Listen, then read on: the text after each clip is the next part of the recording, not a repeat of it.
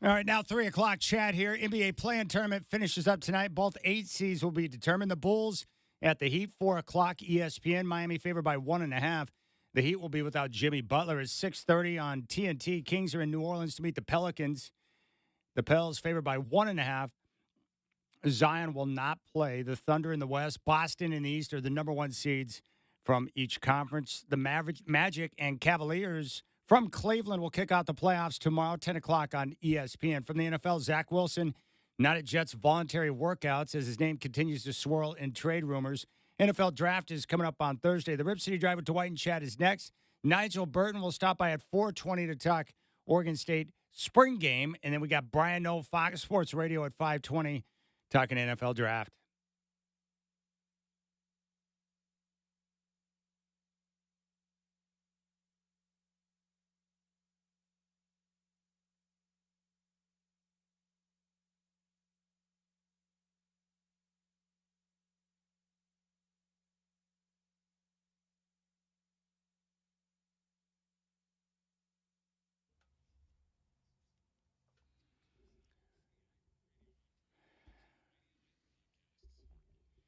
All right, Rip City Drive. What a fabulous Friday it is. Dwight and Chad with you. And we've also got a new person at Master Control.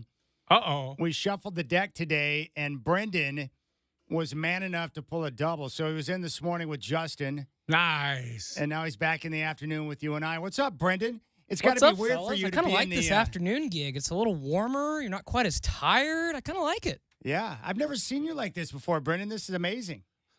And then you're going to be down in Corvallis tomorrow for the Oregon State spring game. Going to be exciting, man. Not quite as good of weather as today, unfortunately. But, yeah, excited to get down there and see what Trent Bray's Beavs look like. You think Trent Bray's nervous before his first spring game in his very first head coaching job? I think he's not the only one. Yeah, What do you expect to see down there tomorrow? It's a good question. You know, I think there's going to be a good amount of fans that show up because they've tried to say it's going to be more like a game than they've seen in years past. At the same token, Dwight, like probably a lot of Beaver fans that just want to get out and see something positive after just how negative the last couple weeks have been, you know? I hope it's positive. Something positive. Yeah, Again, I keyword hope so. there, something positive. I'll say it. It's a disaster right now. It is. An absolute disaster. Oh, man. They're up against it, really up against it. Without a conference, they're in a holding pattern right now, Yeah. along with Washington State. It sucks. Here's Trent Bray getting his first head coaching job. Wow. It's a mass exodus. Terrible. Yeah, it's brutal. Absolutely brutal. And not just for him, but how about Coach Ruick with the Oregon State women's team? Yeah. Or Wayne Tinkle with the basketball team on the men's side? They're just starting all over. All over. All over. Like we mentioned yesterday, hopefully that 70-team super conference will come in where you've got the league, you've got the conferences, it's regionally based, and then every school is getting more money pumped into their program. That's the lifeline that Oregon State's hoping for. Or if not that one of the other conferences at some point will, pick up the scraps and bring in Washington State and Oregon State. Yeah. You would hope. Yeah. They're going to have to. I mean, you give them a couple of years because they're going to have some money in the bank from the proceeds of the television network, basically. But after that, you're going to need a conference. All right, Godfather. Beautiful sunshine. What was it like out there at Willamette Valley today as you were looking at your house? Oh, gosh. A lot of golfers out there? Yeah, there were a lot of players today, and everything looks better when the sun's out, Chad. I can't believe with all your connections, why are we not doing a remote from some golf course today? You're the one that lives on a golf course. Yeah, I know, Fair but you're point. the one that plays golf every day. That's true, but you're the one that has access to a course that also has a very big clubhouse, Yeah. a great deck where we could be hanging out on. You're the one, and also it's the same course that your wife used to be on the board of. Yeah, You've got the used one. to be. I have no connections in life. You're the one with all the connections. I'm just the one that's out there grinding and slaving away every day on the golf course. Day 3, by the way. My body is feeling a little bit sore right now. Yeah, that's to be expected, though, right? Yeah, I expected that. First week back, really. First week back, 84, 83, 79 today. So Oh, man. getting Didn't into, take you long to break 80. Well, that's the benefit of year-round practice and Yeah. swinging, so it didn't feel too foreign. But the real key this week has been the fairways. everything is firm out there on the course. Yeah. It's because we've had this sunshine and some dry weather, so it was wonderful today, except for the wind. I'm not a big fan of wind, and there was multiple holes where the wind was a big-time factor. Are you still playing at Heron Lakes right now this week? Yeah, Heron Lakes. I'm going to hit Wildwood tomorrow, and then Forest Hills is in my very near future. So I'm welcome. I am more than happy to play wherever someone will have me. Yeah. Wildwood that's your Saturday morning kind of go-to, isn't it? It's a nice place to go Saturday morning. I'm going to go up there with my buddy Josh Trainer. I'm not sure how I'm going to feel after that round because that is, in terms of courses in the area, walking the course, that's the hardest walk, especially by the time you get up to 16 when you go up that 90-degree angle to get to the tee box and your hips and your back and your body after 15 holes and then walking up to that tee box. It's brutal. That is a hilly course. Have you ever played Oswego Lake? I have. That's pretty hilly, too. They got some hills there, too. Oregon Golf Club, too. Another one that's tough to walk. Yeah, that one, they wouldn't let me walk it. I wanted to walk it, and the guy's like, yeah, you probably don't want to walk the course. He saved you. And then after riding the cart and going through it, I can understand why. I think he was in a hurry. We played with one of the directors out there, and I don't think he really wanted to waste too much time with me, so he was trying to keep it expedient. And so we rode the cart. But that was a beautiful course as well. Yeah. With a lot of hills. Very well done.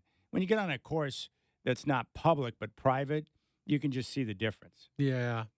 Yeah, they're able to spend more money on the upkeep, really. Yeah.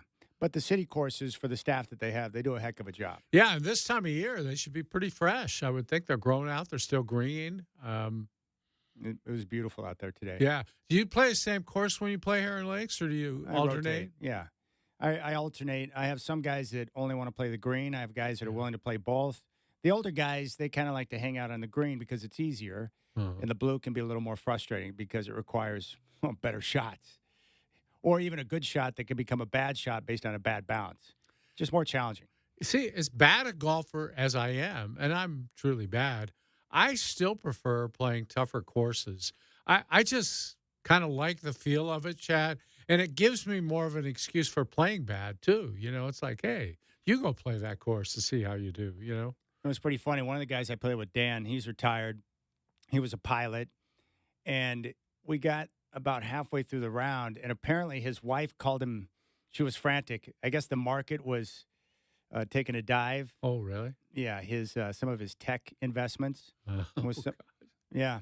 Oh, is it? Yeah. I hadn't heard that. So his game, he was having a very nice round until that phone call came in, and then things went sideways because he was worried about his money. He's like, well, there's another $22,000 down the hall.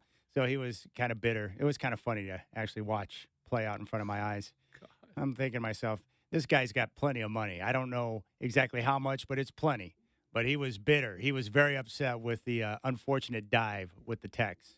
So there you go. That's what I learned today. You play the market. You got to expect things like that. It's not like putting your money in the bank. Yeah, and then later on, he's like, well, I don't want to say it's all bad. You know, the last 5 years have been really good. And he started talking about it. Yeah. Some of the profits he's made. So I think Dan's doing pretty well for himself. All in all, it's going to work out just fine for him. All right. And then tonight, El Gaucho. Oh, I'm so jealous. The problem is, in order to get guys, you and I are the same. It's like, hey, you want to go to El Gaucho? Yeah, let's do it. We don't worry about the cost involved. We'll deal with that down the road.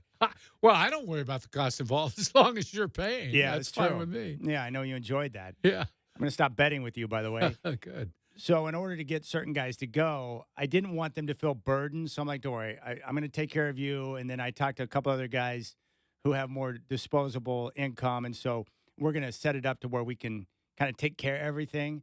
The only problem is that's going to come at some personal cost. But it's all worth it because you know as well as I do when you have a fine meal stretched out over the course of, 2 or 3 hours with the conversation and everything, those are good memories to have.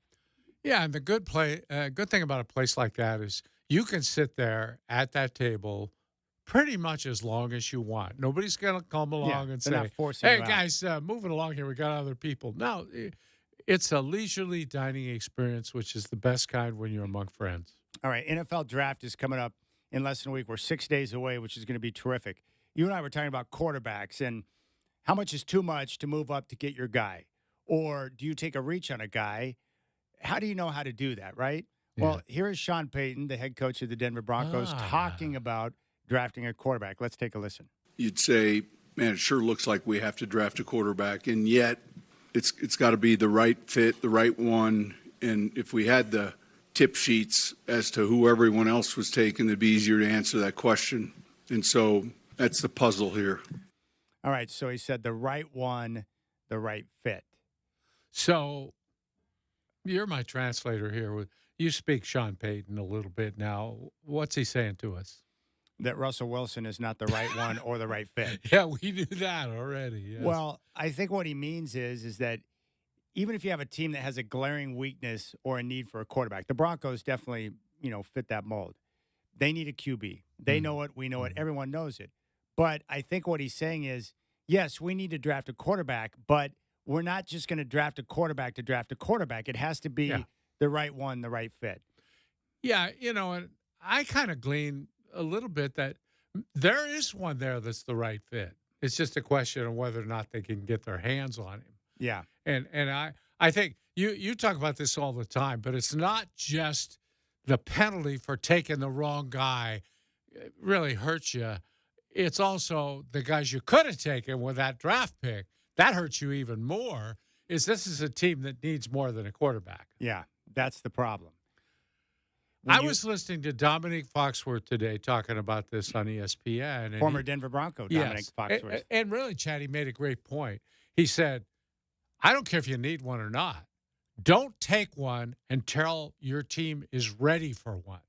In other words, have you got the right people around there to mentor him, to coach him, to get him ready? Do you have enough support in the offensive line? Do you have receivers? And he said this, too many of these guys are doomed to fail when they come into the league. And we look at all these quarterbacks, a lot of them weren't that bad.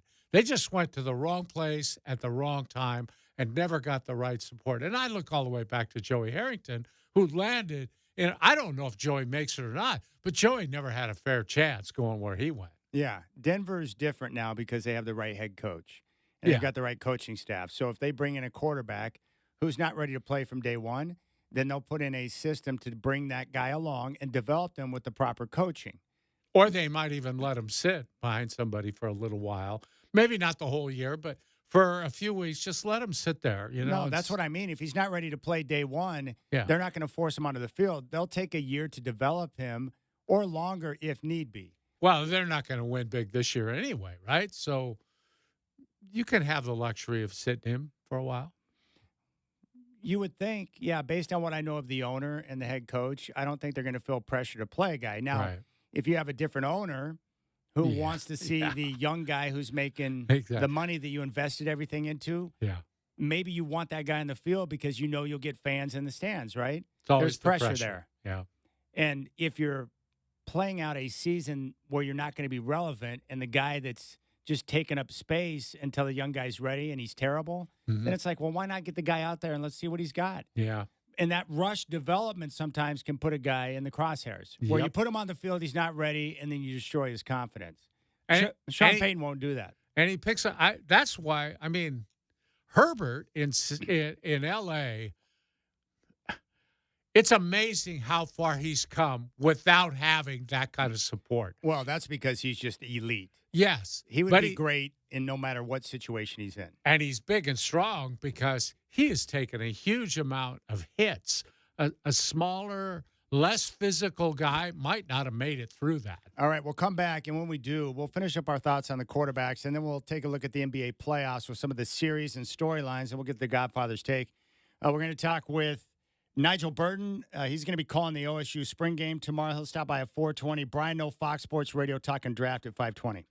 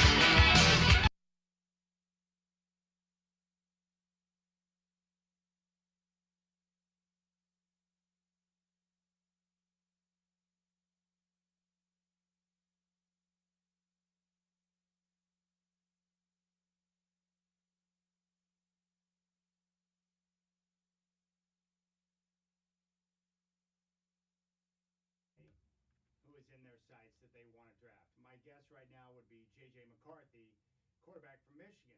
Yeah. The problem is they most likely won't be able to move up to get into a position to draft him. You'd have to make that move up to 4 with Arizona. That's doable, but the Broncos, the problem is they don't have any second-round picks in the draft this year, so that limits their flexibility in terms of what they can do. They also, if they wanted to, could unload future first-round picks, but that, again, puts you in a very risky position. So you've got other teams who are looking to move up as well that have maybe more things to offer. Not so much in the future, but they can offer more now if you're looking to get stuff out of this draft. That's the tough part that Denver's in. But based on what he said about finding the right quarterback who is the right fit for your team, what that means is he's not going to just draft a quarterback to draft a quarterback, meaning if they can't move up to get J.J. McCarthy, assuming that that's the guy they want, then when they're sitting there at 12, they're not just going to take Bo Nix or Michael Penix just because they need a quarterback. They'll wait and attack different areas on the team knowing that they can get their quarterback in the future. So they'll be aggressive and try and move up. If it doesn't happen, then they'll look to address other needs because at 12, here's where it gets tricky. You know this like I do. If you take a reach on a quarterback just to draft a quarterback, you're passing up on guys who could be very well number one at their position, whether it be a defensive end, maybe potentially a linebacker, maybe you're looking to add to the secondary, whatever the situation may be. You know, there are a lot of options at that position. Now, if your guy's there at 12, the guy who's the right fit, you take him. But if he's not, I'm not going to take a reach on a quarterback. And why would Sean Payton do that if he doesn't truly believe that Bo Nix or somebody else at 12 is the guy that he wants? Yeah. Yeah. And to make clear your stance on McCarthy, you're not a big fan, but if Sean Payton is, you'll go with his expertise and experience, right? Yeah, my only reservation about J.J. McCarthy is I just haven't seen him do it in college. It's much easier when I think about Caleb Williams in my mind because I saw him out there all the time making big-time throws, big-time plays in situations where he had to because their defense at USC was subpar. So he had to score and score big. Subpar is polite. Yeah. I've watched football long enough. Look, I'm not a scout, but I've watched football long enough to know, okay, Caleb Williams, that guy is going to be a star. I'm convinced of it. I really would be stunned if he doesn't work out. And he's very fortunate to be in a position where the Bears, who are drafting number 1, but they're not the worst team in the league. Yeah. They've got talent, and they've got 2 picks in the top 10. He's going to the right situation. We wouldn't have said that about the Bears maybe 3 or 4 or 5 years ago, but he really is now. They've got some tools to work with, so he's going to be able to slide in, and he'll play from day one. Like, he'll be their day 1 starter. These other guys, I don't know. What I like about McCarthy was the fact that he ran a pro-style offense, and I know from talking to different guys who played that being able to run through your progressions, get guys in the right position, get up at the line of scrimmage, be under center, be able to run play action, have your back to the line of scrimmage, all the things you're going to do in the NFL, having done that in college is very helpful. And your processing and being able to see the field is much easier. When it comes to a guy like Bo Nix, I like him a lot. His leadership, his poise, he's accurate, smart guy, but he also played against inferior competition most of the time. And the completion percentage is skewed a bit because most of his passes were, dump-offs, screens, bubble screens, these different type of throws that are easy to make. So, I don't know. Everyone else, it's hard to tell. I like Michael Penix in college. I like Bo Nix in college. I just don't know how that's going to translate to the NFL.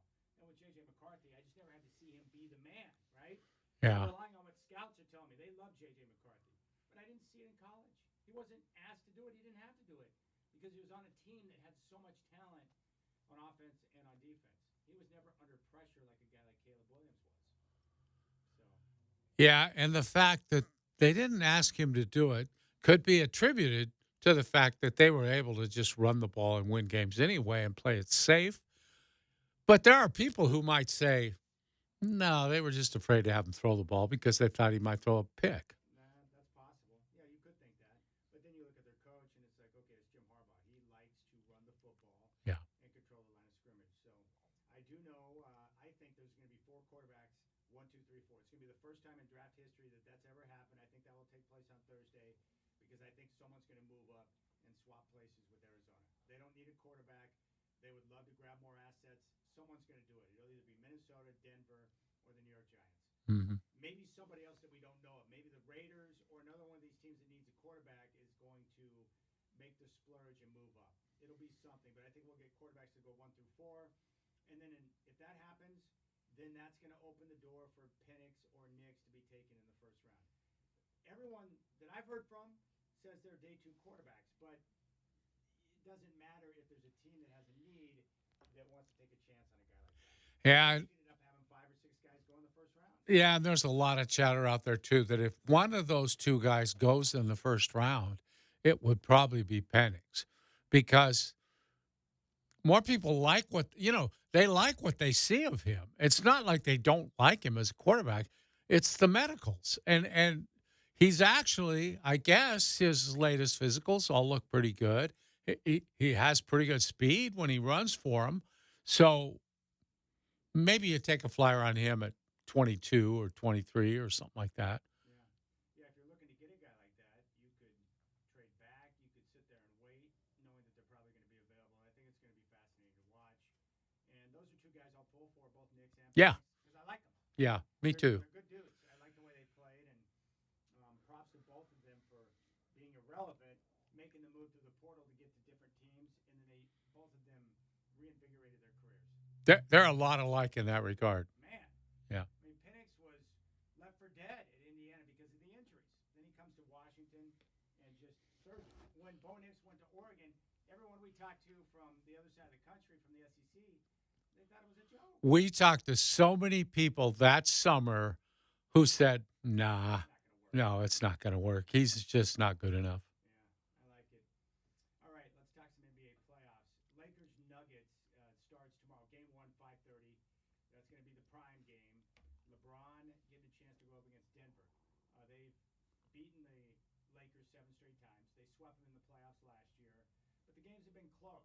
Now, you like the language around this series about it's LeBron. LeBron has to beat the Nuggets. Or LeBron Yeah. Well, has to that's find a way to solve the riddle. But that's the way the NBA has always done it. exactly, Chad. It's like, well, if LeBron can only beat the Nuggets, well, you know what? I'll tell you one thing right now. LeBron can't beat the Nuggets. That's impossible. He's not good enough to beat them by. It's not even the days when he hauled that sorry-ass group in Cleveland to a championship or even to the NBA Finals. He really can't do that anymore. He's a different kind of player. He's not playing defense anymore. Here's the thing.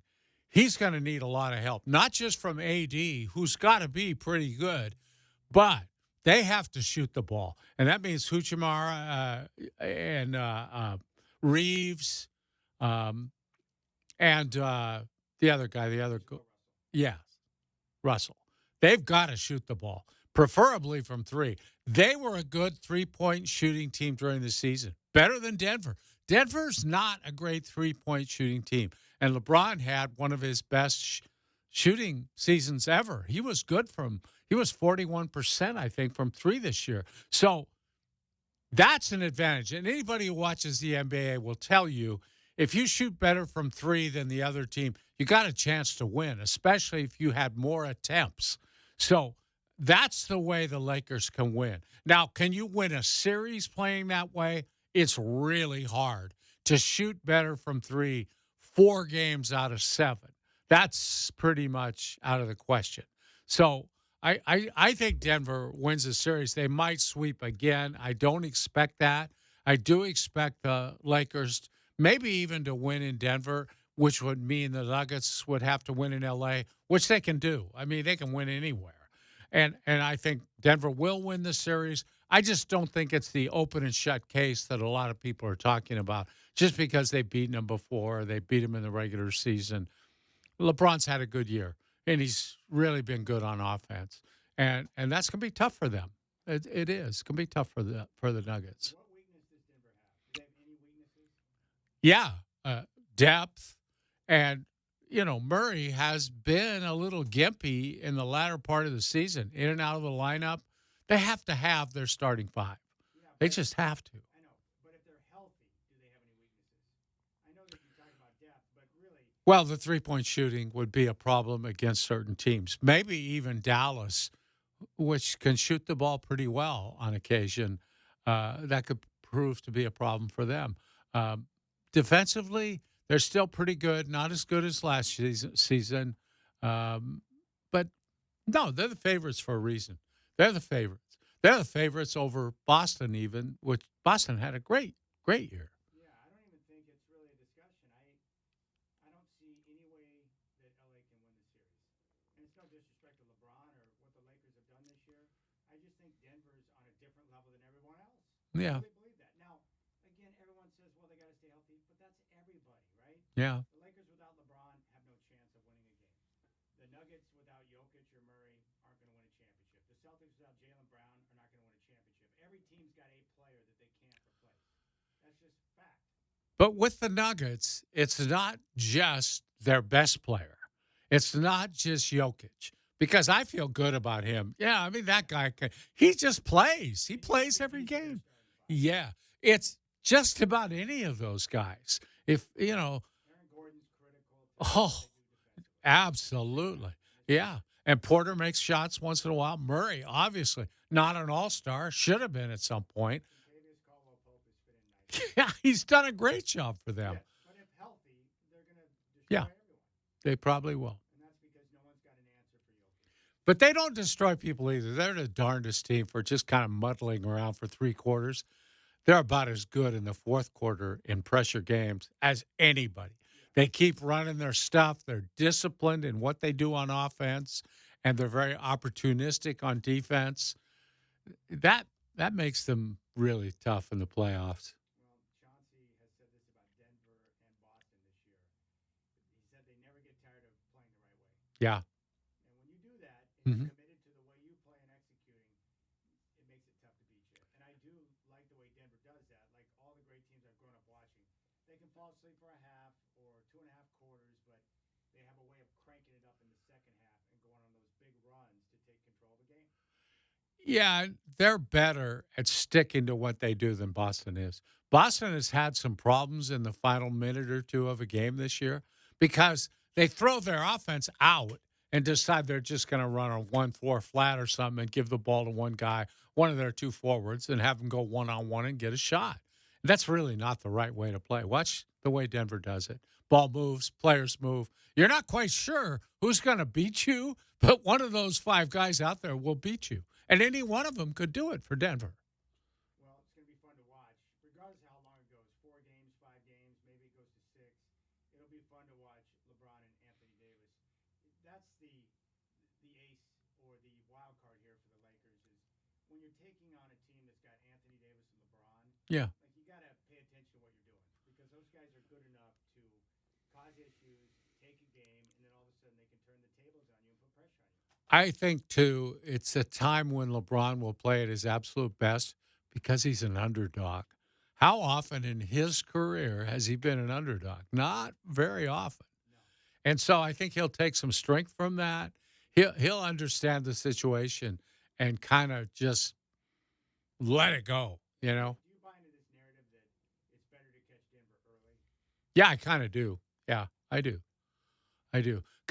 Simply because, Murray hasn't really looked like he's right lately, and it might take him a little time to get back to 100%. And then there's always first-round upsets, it seems like. Somebody will get knocked off.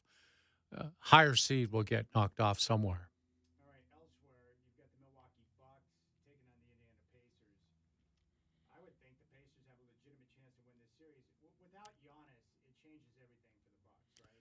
Even with Giannis, Indiana's had great luck playing against them because they play such up-tempo basketball, and it's really hard for the Bucks to play that game. They do not want to play that way. They want to play a little more controlled.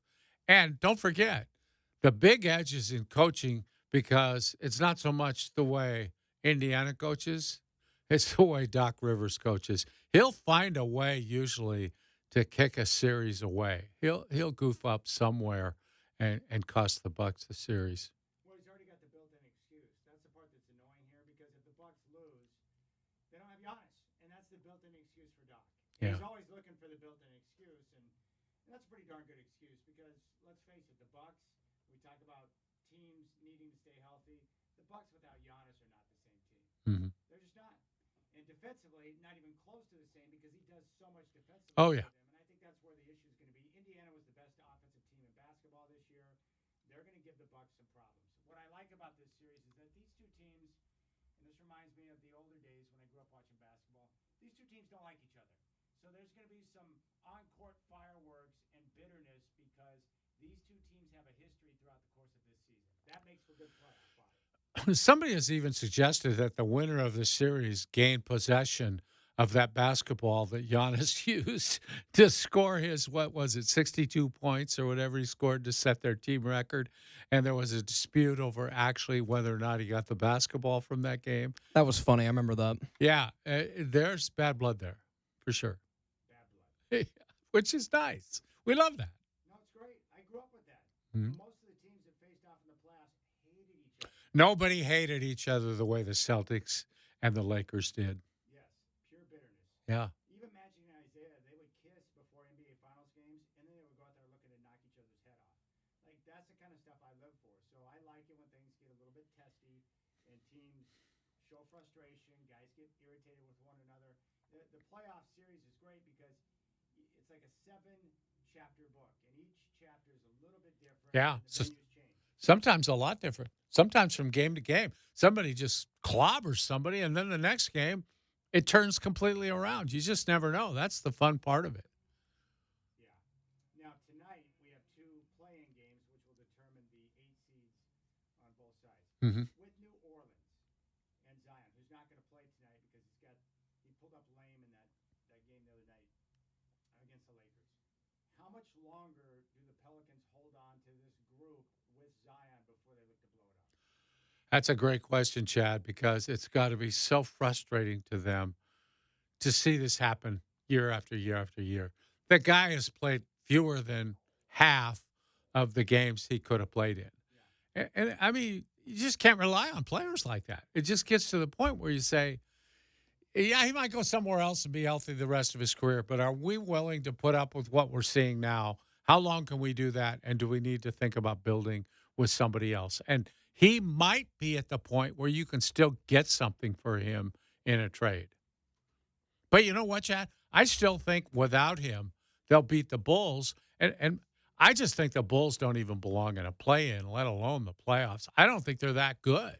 I really don't. I think all of the play-in teams from the West are better than the Bulls. That wasn't even close. So you think Miami's going to beat Chicago tonight? Yeah. Yeah. Miami beats them. Yeah. I really don't care. That game has 0 interest to me. If Jimmy Butler's not playing, I have no need to watch because Chicago, I couldn't care less. I just know that Jimmy Butler does so many different things for them on the floor that it's going to be harder for them. But I watched Miami just to see which unheralded, unknown reserve will come off Spo's bench and go for 20 or 25 points out of the clear blue. well, what I would do with Zion, with the year that he had, he was healthy this year. He was dominant in the game against the Lakers. I've got to run it back to see what he can do again next year before I blow it up. It's too tempting and too tantalizing based on his play. You just don't want to hold him too long to where you can't get anything for him. That's the only problem. But at some point with his salary and everything, you got to think about unloading that. All right, we'll come back. You can jump on board 503-248-0620. That is your telephone number. We're going to talk OSU spring game with Nigel Burton. Coming up at 4:20. I've got an update on the WNBA to Portland coming up next here on the Rip City Drive.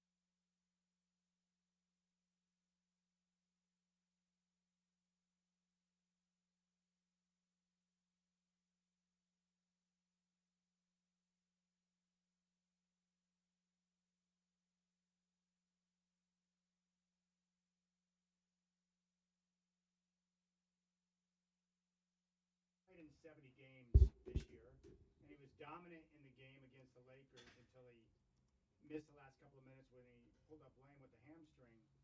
The 70 games and playing more games than he has previous in his career, and the good showing with 40 points against the Lakers, doesn't that give you reason to want to bring him back based on the way he was able to showcase this year? I mean, he's really a star player this year. Yeah, it does. It does. They got a lot more out of him this year. He got, as the season went along, he got in much better shape than he had been in. All those are real positive signs. I would say the only caveat to that is, look, he hasn't shown it often, consistently. You'll still worry about him staying in shape, physical shape to play. Injury guys at a certain point stay injury guys. But not only that, at a certain point, he becomes untradeable because of all those injuries. And I think right now you could still move him. Well, this will be a big offseason then for him, right? Because you want to see him stay in shape. You want him to come back ready to go from the start of next year and then continue to build on what he did this year with the 70 games played and all-star type performances. If he does that and he's able to put back-to-back seasons together with that type of production, you got to feel pretty good about that, right? Absolutely. Yeah. Yeah. You think maybe give him one more year to see what happens, right? Yeah, because of what he was able to do this year.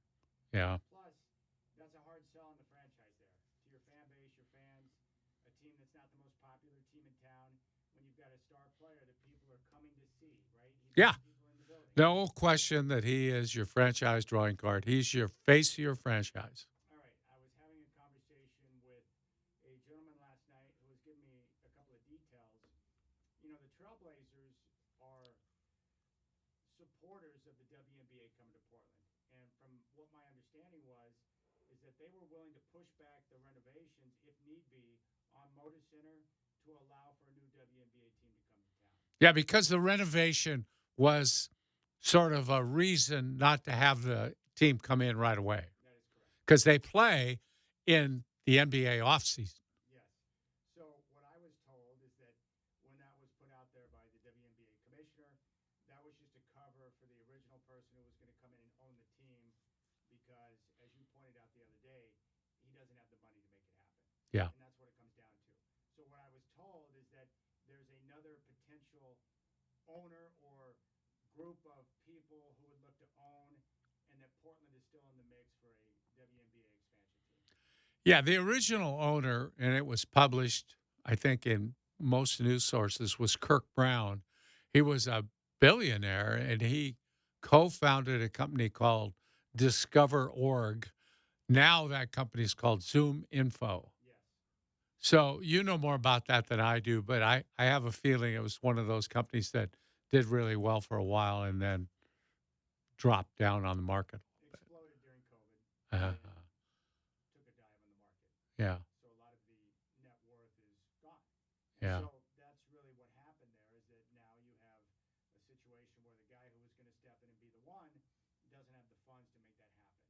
And so now they have to pivot and look to other potential Owners. How Governors, in they fact. take it over. Yeah, governors. Yes. That's what they're calling it Let's now. be correct here. But that was good to know, and I don't know why it wasn't listed on that press release that came out. Portland was not listed as one of the names of potential Right. expansion sites, but was named by the commissioner just a few days ago. Oh, she did include Portland when she listed Yes, candidates. It wasn't listed on the actual press release Huh. or the reports that were coming out. Interesting. And the person I spoke with agreed with our assessment that Portland would be basically a no-brainer. It would work here. There would be a fan base that would support it, and WNBA basketball would thrive in Portland. And I think the league would prefer to have a team in Portland because they're trying to set it up geographically. Where Right. you have X number of West Coast teams, then you've got teams spread out throughout the country. It makes sense. And a natural rival to Seattle, which would be great. And it's my understanding the league commissioner came out here, Kathy Engelbrecht, I think her name is, something like that. She came here and was reportedly very enthusiastic about Portland's chances. Yeah. So that's the latest there. So Portland's not out of the mix. we're not out of the mix. We're out of the hockey mix, but we're not out of the WNBA mix. Yeah, the hockey mix. We're going to get to that. About Yeah. ownership. We need help in Portland. Yeah. The person I spoke with last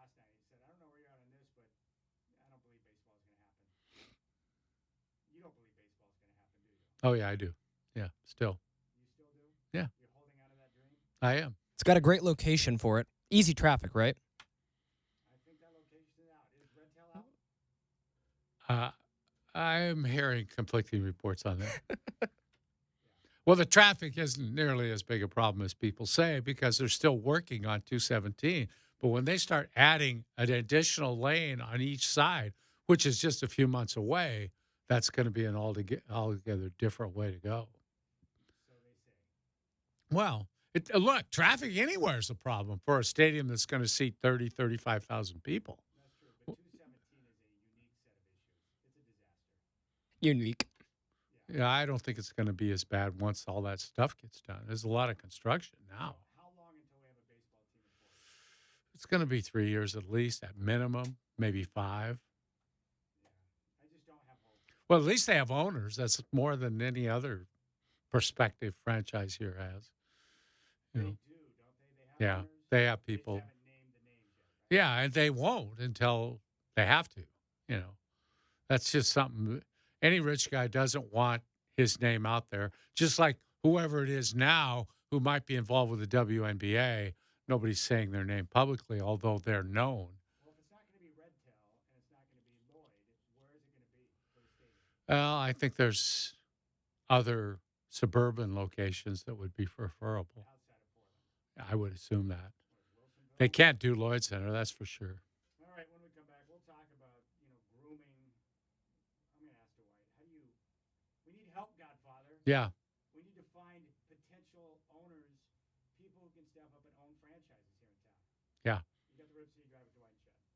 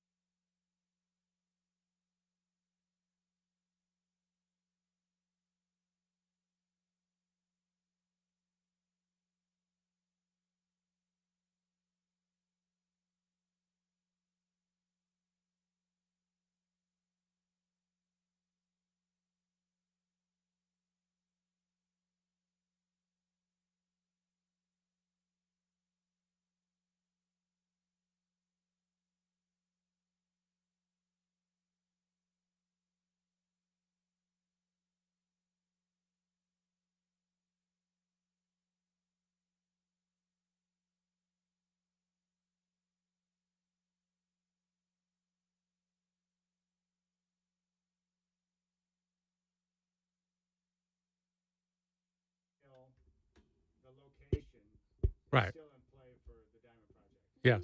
Okay. All right.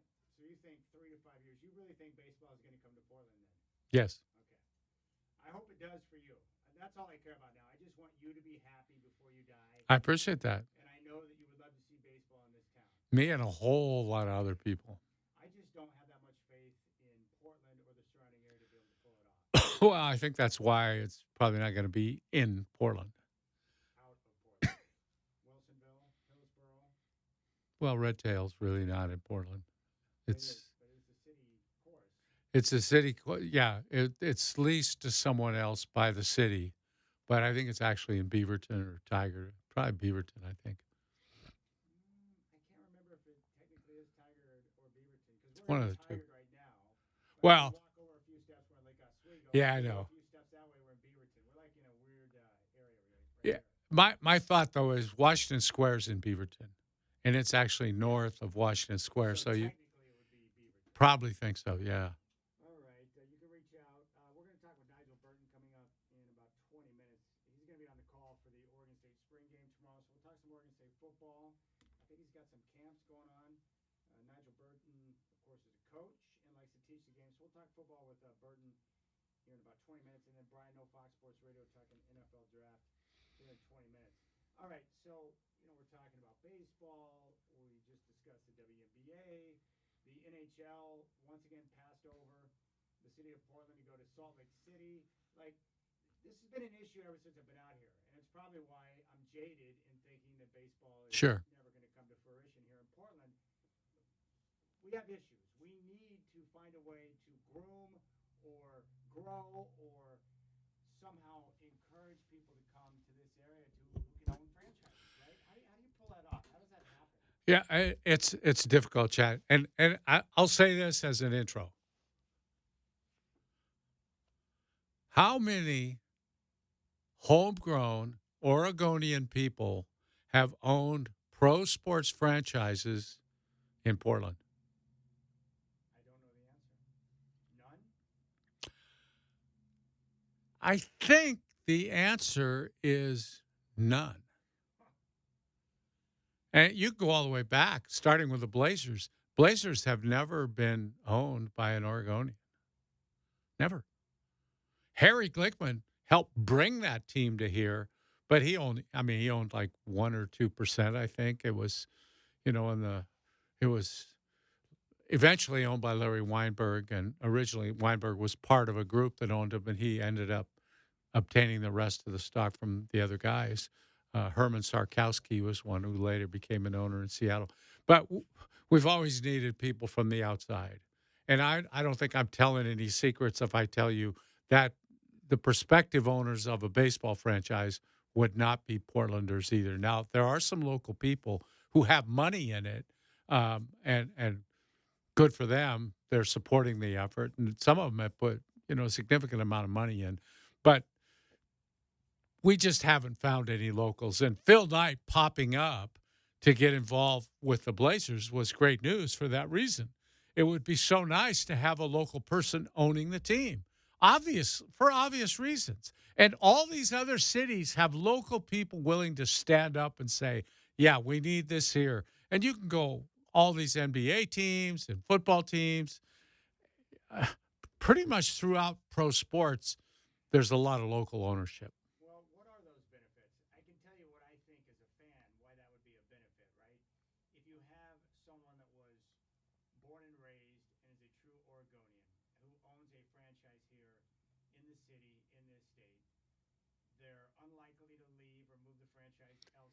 That's the number one thing, I think, Chad. Okay. It would be personally embarrassing for them to pull that. That would be bad.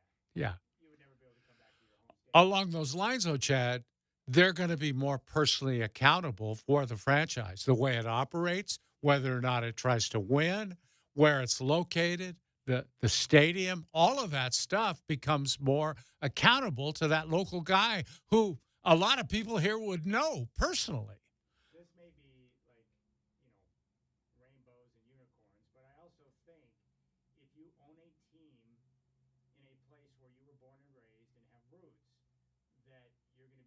present, more involved, and have more care for the fans and the surrounding area. That would Mhm. be my guess. Absolutely. Because you have personal attachment to the area. The fans are your friends and neighbors.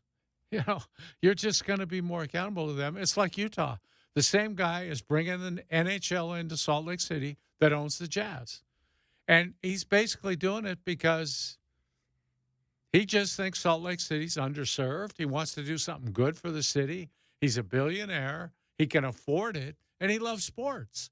Well, we got to find that guy. And I think if you can't find him locally, you have to reach out the way the baseball group has done. They have reached out and found a lot of people from outside the area who have more faith in this town as a baseball town than the people who live here do, because we've all been so beaten down by the process, like you, Chad.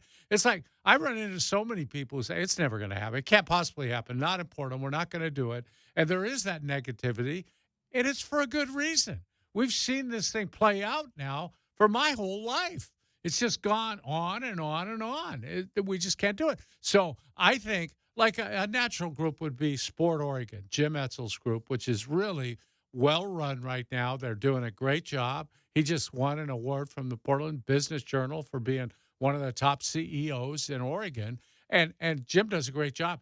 This group, I think part of their task is bringing sports to Portland and to Oregon. So let's get more involved with that. And let's, and I'm happy to become involved in it myself, and used to do a lot when I was a columnist at the Oregonian in terms of writing about it, because in those days the press had some power. They don't anymore. But anyway, it has to happen that way, and preferably organically, much better for a local person. We have people, I think, who could get involved, maybe not singly, but putting their friends together and getting a group together that can put up this kind of money simply because they want to see something good happen to Portland, Oregon, and we need it right now. Well, why aren't there more like super wealthy people from this area? Is that because of the geography or the industry? Obviously, in certain parts of the country, if you come from an oil family or if there's Yeah. There's natural geographical basis for that wealth. But, Chad, let me ask you this. Has big business been coveted, groomed, allowed to happen here, or have some businesses actually moved out of here? Well, that's again that ties into my pessimism when it comes to baseball coming to Portland, because the city council, the local politicians, they've got so many other things on their plate where I don't think sports is a priority for them, and they probably don't believe it's a priority for the majority of their constituents. Yeah. And when those are the people that you have to work with to get things done, it makes it difficult. Like you said, maybe that's why you have to go outside of the city of Portland, proper. You Yeah. have to go outside of it and look to go elsewhere, whether it be Wilsonville, Hillsborough, wherever, where you get these other communities that are a little more business friendly. Exactly. And really, the interesting thing right now in our country is there's a lot of young, very wealthy people who want to get involved with sports ownership. I think Mark Cuban and the way he owned the Dallas Mavericks kind of lit a spark with a lot of young people in terms of, yeah, I wouldn't mind having a team, maybe fly with the players to games, be a guy sitting down by the bench, get to know the fellas a little bit, be a part of all that.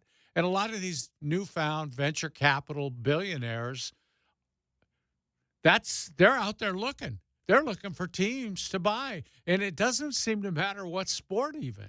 They just want to get involved and have a team. It's kind of a status symbol now among a certain class of people. And I think that's the hope. And that's what you'd like to see. Are there a lot of stumbling blocks? Oh, yeah. We don't even talk about whether the Mariners would fight this because this is their territory for TV. But, hell, they can't even get their games on radio on here, on the air here. So we're not really in their territory anymore, and they'd be wise to have Portland as a rival, just like it's been huge for soccer. It would be huge in hockey to have the Vancouver NHL team, the Seattle NHL team, and then a Portland NHL team. And I was told by the guys I know in the NHL, that's what Gary Bettman wanted for a long time, was that third team up here. He got the second team in Seattle, but they've never gotten the team here. But I think it was largely because we didn't have an owner with his hand on the button, Hey, I know Phoenix is going to be available, and I want to be there to be the first guy to make an offer. Aren't there ways you can overcome the territory situation? Yeah. Oh, yeah. Travis Demers was telling me once, I want to say it was between Baltimore and the Washington Nationals. Like you can reach Yes. agreements. They did. Yeah, because, Baltimore fought that, getting another team. They finally got rid of the Washington Senators after all those years. They didn't want another team in Washington because it's basically the same area. But eventually they worked it out. And there's a way to make a settlement of some sort. And I'm positive it could happen. But you just got to – I've said this for years. The number one thing isn't even the ballpark. It's the guy who's going to own the team or the group that's going to own the team, because they'll get the other stuff done. But you got to have the guy. You can't go to the store without the money to pay for whatever it is you want to buy. Well, I have to protect myself. I don't like getting excited about things. Yeah, I know. I get that. I get it. I'm the same way. I'm nuts for getting my hopes up. I am. I'm crazy. Because baseball would be awesome. Man. Either one, Chad. It would be you've seen what hockey did in Northern California. It's amazing. Going to the Shark Tank when that place was Yeah. packed on their way to the Stanley Cup Finals was incredible. Yeah. The intensity, the atmosphere, the whole surrounding was great. And there are a lot of places. I like traveling to places that have multiple sports teams because I like to go to games. How cool is that? My good friend Mike Clapton has seen NHL games in every NHL city, seen all the arena. They go all over the country to watch National Hockey League games. And there are other NHL fans here in Portland just as loyal to the game. But, again, we're underserved. All right, we're going to talk Oregon State spring game. Nigel Burton is going to join us next here on the Rip City Drive with Dwight and Chad.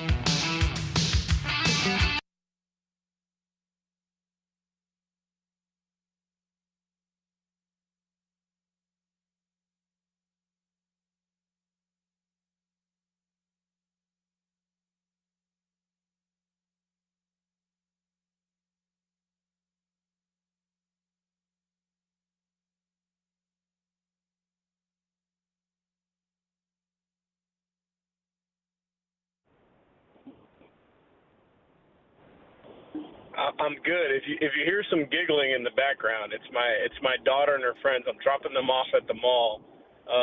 So if you need any 14-year-old girl perspective on Oregon State's football program, I'm sure they're willing to provide it. You know what's amazing is that my daughter's 14, and when I'm driving her and her friends around, it's a noise machine inside my car. I can't believe it's that quiet right now, Nigel. I'm impressed. I have to bribe them all, so I'm not sure we're out of the woods yet either. Nigel, it's Dwight. A long time no talk. Great to talk to you again. But I hope you're dropping off the girls and handing them your credit card too, right?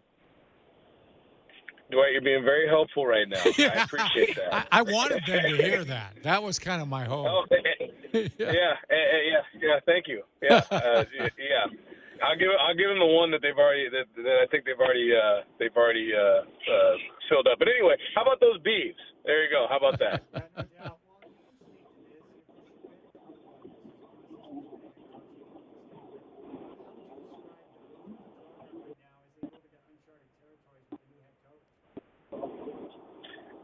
I wish the mood was as good when I took over Portland State as it is right now down in Corvallis.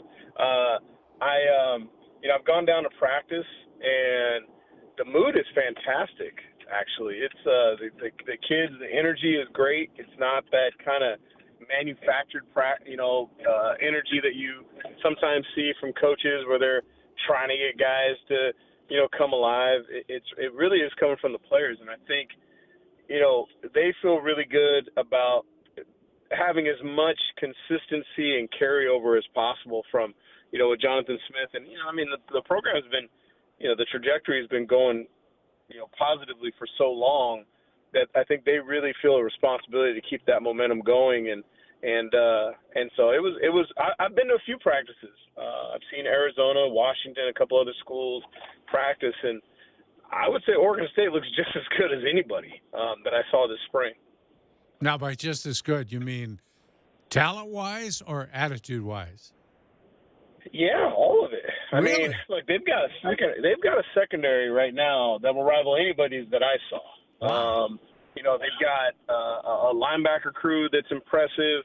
I think their receivers are, a couple of guys are banged up, but they're a lot bigger and more physical than they've been in the last couple of years. They were a 4x1 team the last few years, but this one, these guys are guys who can still run, but there's a bunch of 6'1", 6'2", 6'3" guys who are, look like they know the inside of weight rooms really well. So there's a lot of momentum. Obviously, they're not as experienced as some of the teams that they've had, in particular, like on the offensive line and some others. But they looked really, really good, and so obviously they need to build on it, and they got to get consistent quarterback play and all that other stuff. So so we'll see.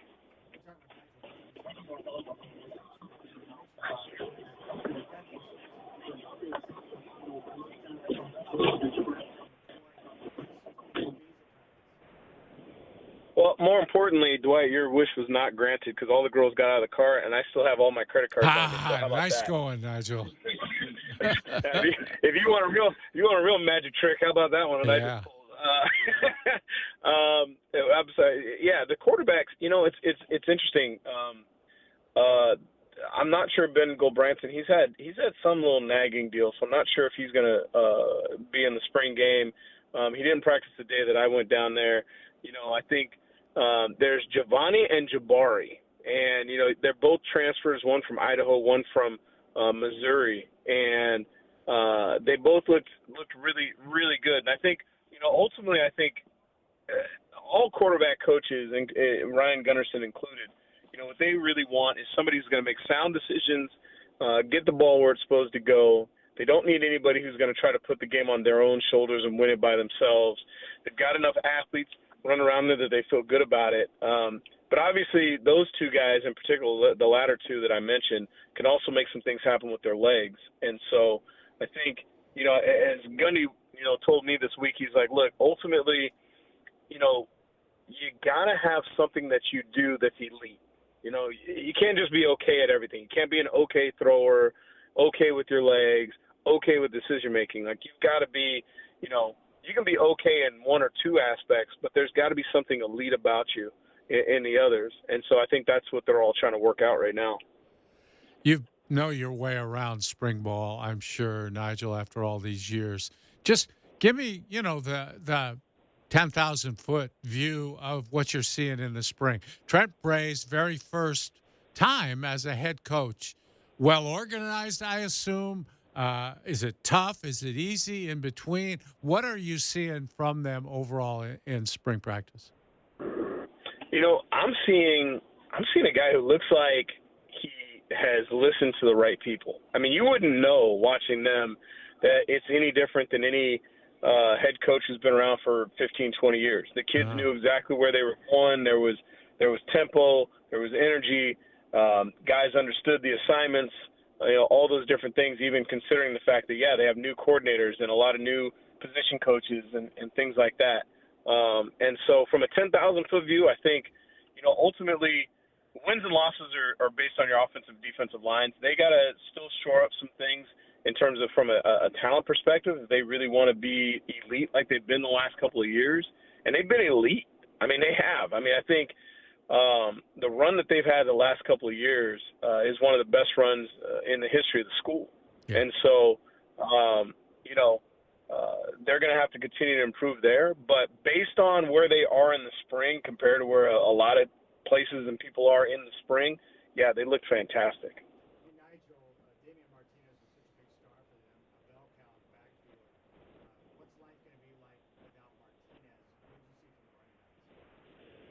You know what? I think they're going to be just fine.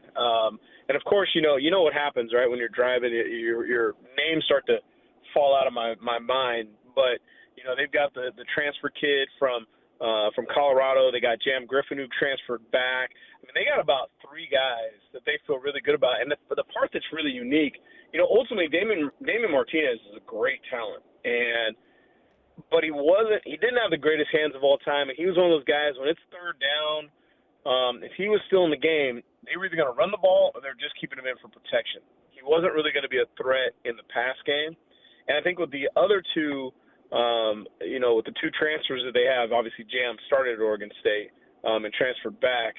They really feel like they have guys who are versatile, who can not just hurt you with their legs and first and second down as runners, but it also are solid in protection, but that they can actually use out in sometimes even in the slot and, you know, catching the ball out of the backfield and some things that, you know, maybe wasn't really what Damian did. Nigel, Trent Bray has made his living on the defensive side of the ball for the most part. What do you expect from this team defensively this year under him? You know, I think ultimately the one thing Trent said was he said that, you know, the biggest thing he really wants to make sure is that he hires guys and allows them to do their job. So he brought in a guy like Keith Hayward who, you know, has been a coordinator before, has been at the NFL level, I think he's coached more than half of the Pac-12. And so he's an experienced guy who knows his stuff. And so I think what you're seeing is, you know, you're going to see a similar defense to what you've seen from Trent, but with some added flavor from things that, you know, Coach Hayward has picked up from places, you know, whether it was the Raiders in the NFL or different things. So you'll see a lot of the same stuff, kind of that, you know, that four down front, corners are aggressive and press. They're bringing pressure from all over, but then you'll see some variations of some 3-4 stuff as well, and some ways that they can try to dictate the protection to go certain ways, create one-on-ones and some things that I think Coach Hayward has brought in.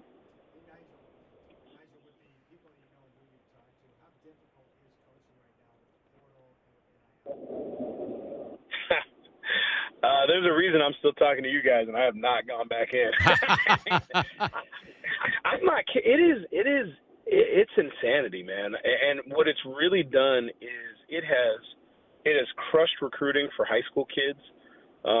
You know, my son just went through the process, and it's not fun. It wasn't fun necessarily before, you know. And as I try to explain to a lot of people that don't believe me, like, there is a sweet spot of kids who are kind of those high-level 3-star guys, maybe low-level 4-stars. Recruiting can be fun for them, maybe. It's a small window of guys. It literally sucks for everybody else. It sucks for the kid who probably would have been a Mountain West kind of big sky guy, because those opportunities do not exist anymore. I mean, you look at a lot of these rosters, 2/3 of the class are all transfer portal guys. Yeah. You know, you look at guys, you know, when programs are being taken over, you know, the Jed Fishes of the world have gone on to Washington, you know, they understand the assignment. They're brought in there, you know, Kalen DeBoer. They're brought there to win championships, and that's it. Well, are you gonna? You got 2 years to show that you can do it at that place, regardless of what you've done at any other place. And are you going to roll the dice on your family having to move and feeding them on a high school kid, or are you going to take a guy who's already understood what Division I athletics, the time commitment, you know, has shown that they can play at that level, all those things. And so roster management is insanity. It's gotten a little bit better. Like, there's no more watching kids like it's happened to Oregon State where a guy walks out the door like during camp. Like, you're not seeing that because there's 2 windows now, and the second window is open right now, April 15th to the 30th. But it's still pretty pandemonium. I mean, nobody really knows what their roster is going to look like until May, and that's wild. Yeah. Nigel, if you were still coaching like in the Big Sky, what would you be doing recruiting wise? How would you be handling that? It would be a mess. It would be a mess. I would try to stick with high school kids as much as you could. It kind of depends on where you're at. I mean, are you a guy who's safe for a couple years? Then you maybe can go with more high school kids. If you know that you're in a situation where you got 1 or 2 years, you're taking 80% of your class is going to be transfers. And then who's leaving? I mean, you just saw the kid, you know, one of their bright young stars, redshirt freshman who's at Portland State. They felt really good about him.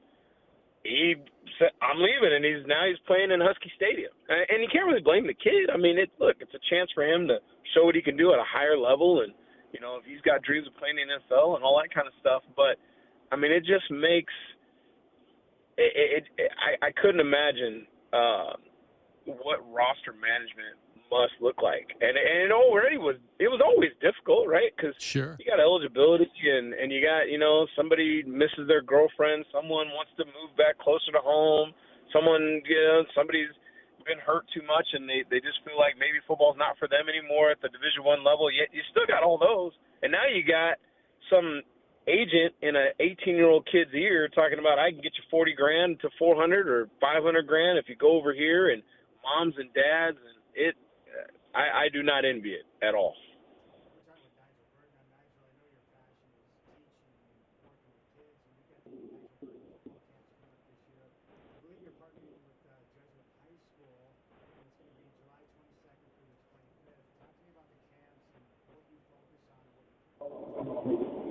You know, it's been something we've done. This is the 13th year we've had this camp, and it has been such a cool experience. You know, right after camp, I'm like, okay, I'm not sure I'm doing this next year because I'm worn out. But it is such a blast. We keep it for really kind of 3rd through 8th graders, boys and girls, all skill levels. I mean, we got kids who are like, hey, I want to play in the NFL. And then we got other kids who are like, I don't even know how to get into a stance. And, you know, I think our staff has done such a good job over the years of coaching all those kids really well, everybody having fun, you know, developing skills. But also the beauty is, you know, we've been able to really create a sense of community. And you'll get these kids from Lake Oswego and Oregon City who end up making friends with kids from Northeast Portland, Vancouver, Seattle. We've had kids coming up from L.A., Hawaii, Nevada, Alaska. We've had kids, you know, and it's really just run the gamut. And we have fantastic coaches over the years. I mean, Joey Harrington's come out. Michael Jaynes has come out. Lincoln Kennedy comes out pretty much every year. Cam Cleland, all down. And so, you know, these kids get great coaching from people who really care. You know, we've got high school coaches out there, college coaches. We've had a couple of NFL coaches. I mean, it's been so fun. And so, you know, about 1/3 of our camp is sponsored. So if someone's listening and they're like, hey, I'd love for my kid to come July 22nd to the 25th. It's only 9 to 11:30 in the morning. hey, I'm not sure I can afford it. Do not let cost be a thing. We have plenty of sponsors. The Harrington Foundation has sponsored kids. Bricks Paving has. Like we've had. So cost is not a thing. Please reach out to us. Please, we just want to provide an opportunity for kids to have fun. And let's be honest, give parents a 2.5, 3 hour break in the summer is not a bad thing either. It has been such a blast. We just want to kind of keep it rolling.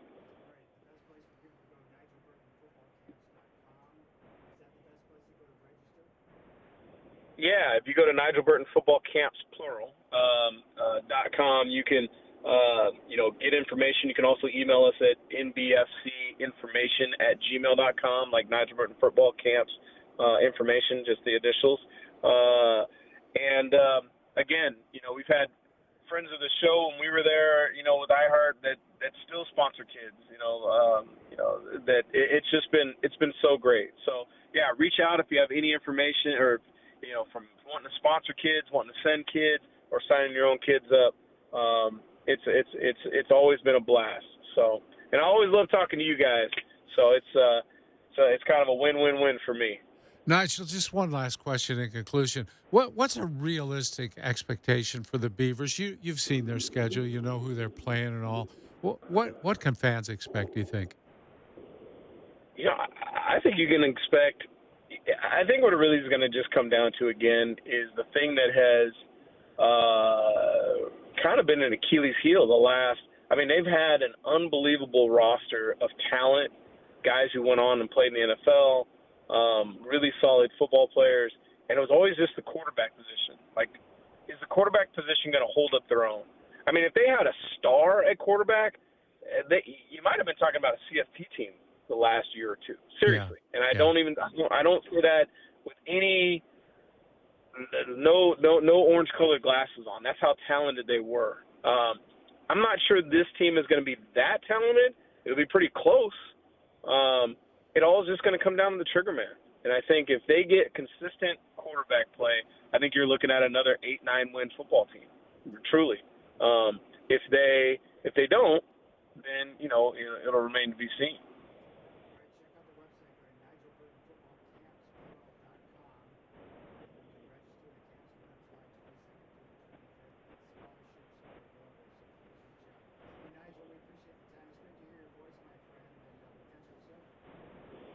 I appreciate it, guys. And Dwight, it's funny. What? I did find an old credit card that I think you used when we went out to lunch a long time ago. So I passed that to the girls. So if you get any of those like fraud alerts, just go ahead and say it's fine. Don't even worry about it. Nigel, I'm more than happy to cover it for you. I'm making big money over here on the radio, so it's really not a problem for me. You know that. That's what I hear. I hear everybody goes in the radio for the money. That's right. I appreciate you guys. There you go, Nigel Burton. You can check out his camps, NigelBurtonFootballCamps.com. Brian Noel, Fox Sports Radio, coming up at 5:20. We'll focus in on the NFL draft. You got the Rip City Drive with Dwight and Chad.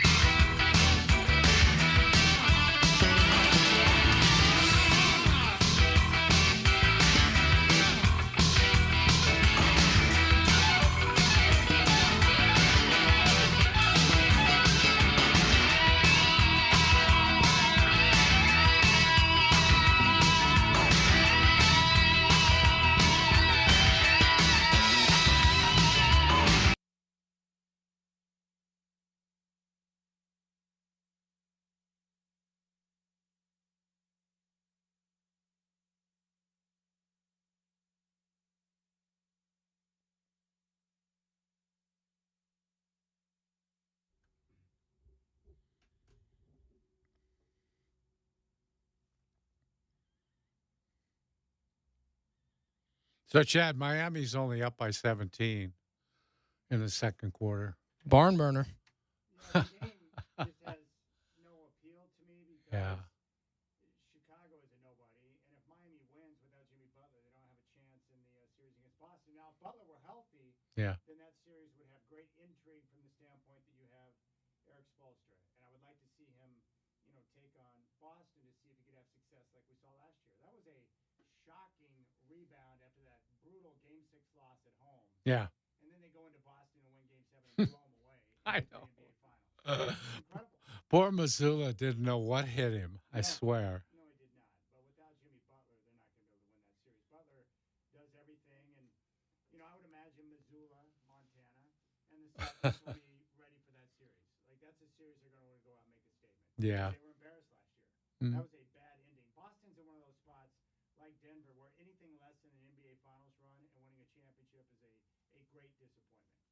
And Boston, like Denver, those are the two best teams I've seen in person all year. And it's not even close. You see Boston in person, it's like, okay, Yeah. they're built differently. They're physical. They play the right way. And with Denver, you look at their starting five and Jokic, it's like, man, those are two powerful teams. So really, is that – it's pretty much a no-brainer. Outside of injury, what's going to prevent Denver and Boston from meeting in the finals?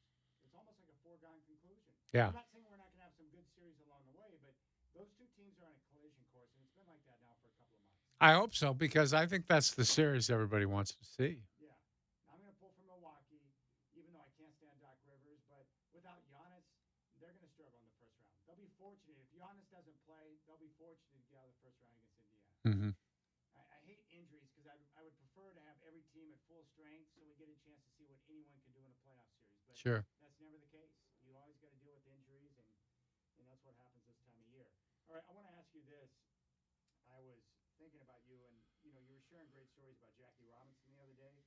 So I just want to run through all the sports because you've been around for a while and you've had a chance to cover a lot of sports. You understand the significance. This is not the best player necessarily, but just the most important player that you've seen in each league that you've had a chance to cover over the course of time. So we'll start with the NHL because I know you're a big hockey guy. I am.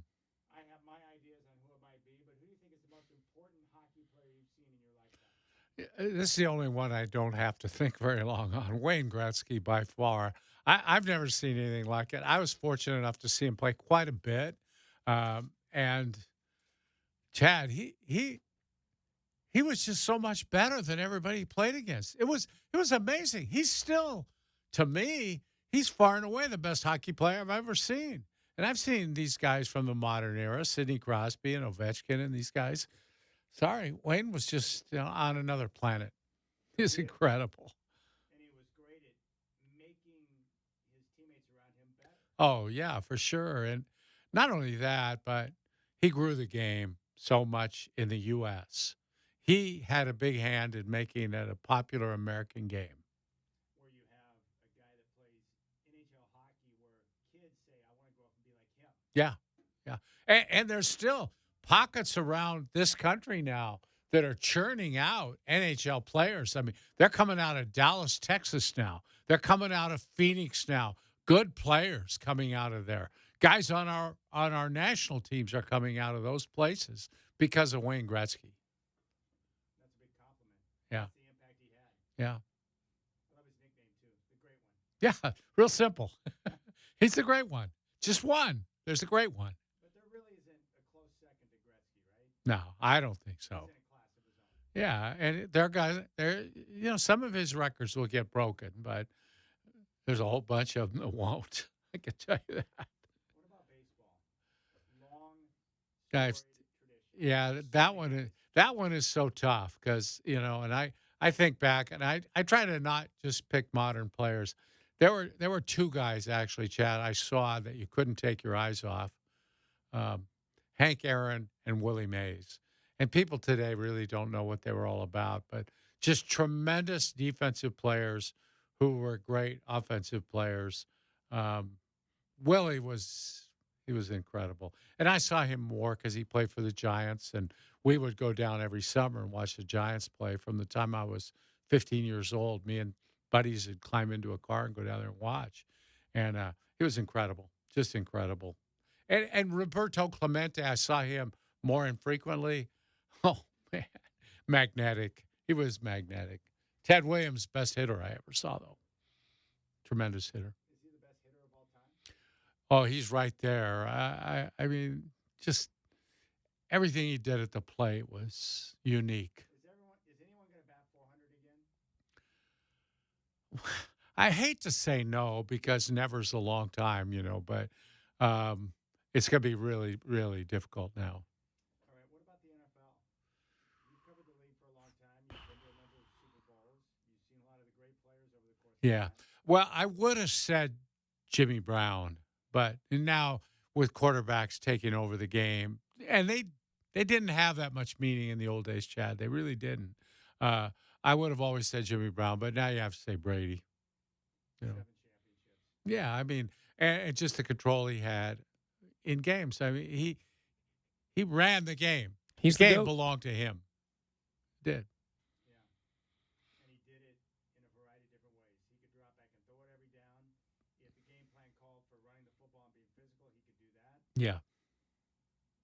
What about the NBA? Well, again, I would have said Wilt, at least in the early days. There's never been a player like him, a big man who could do all the things physically he could do. But I had to swing over to Jordan just because he changed the game.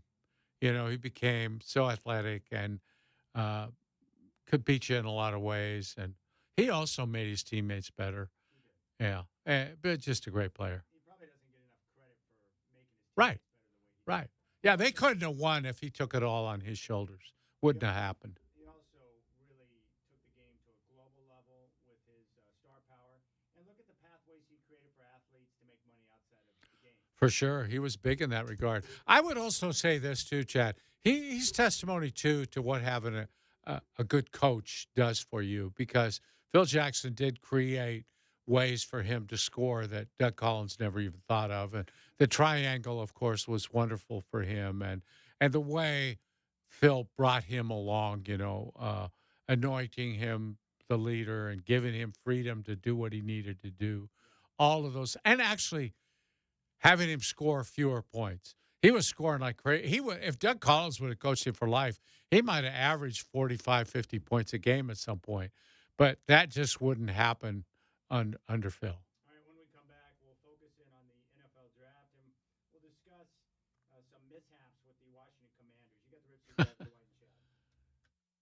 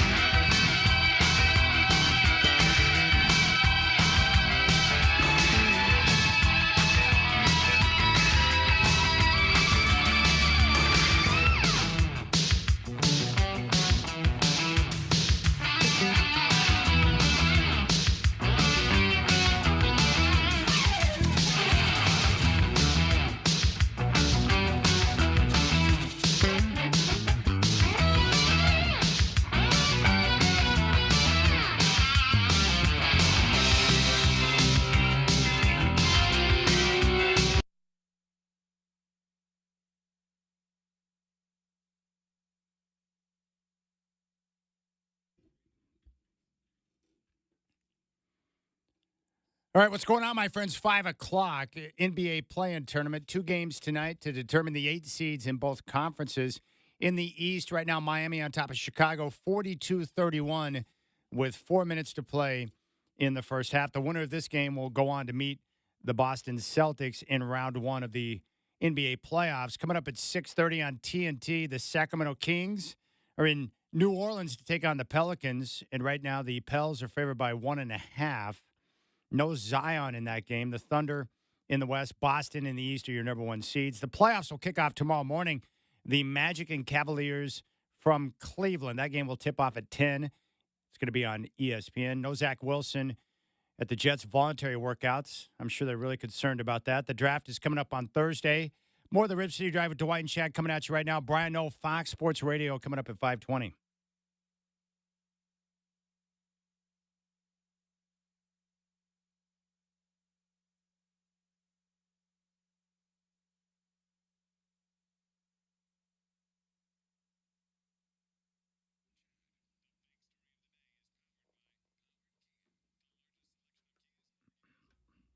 All right, my man Brendan is filling in this afternoon because we had a snafu with our staff.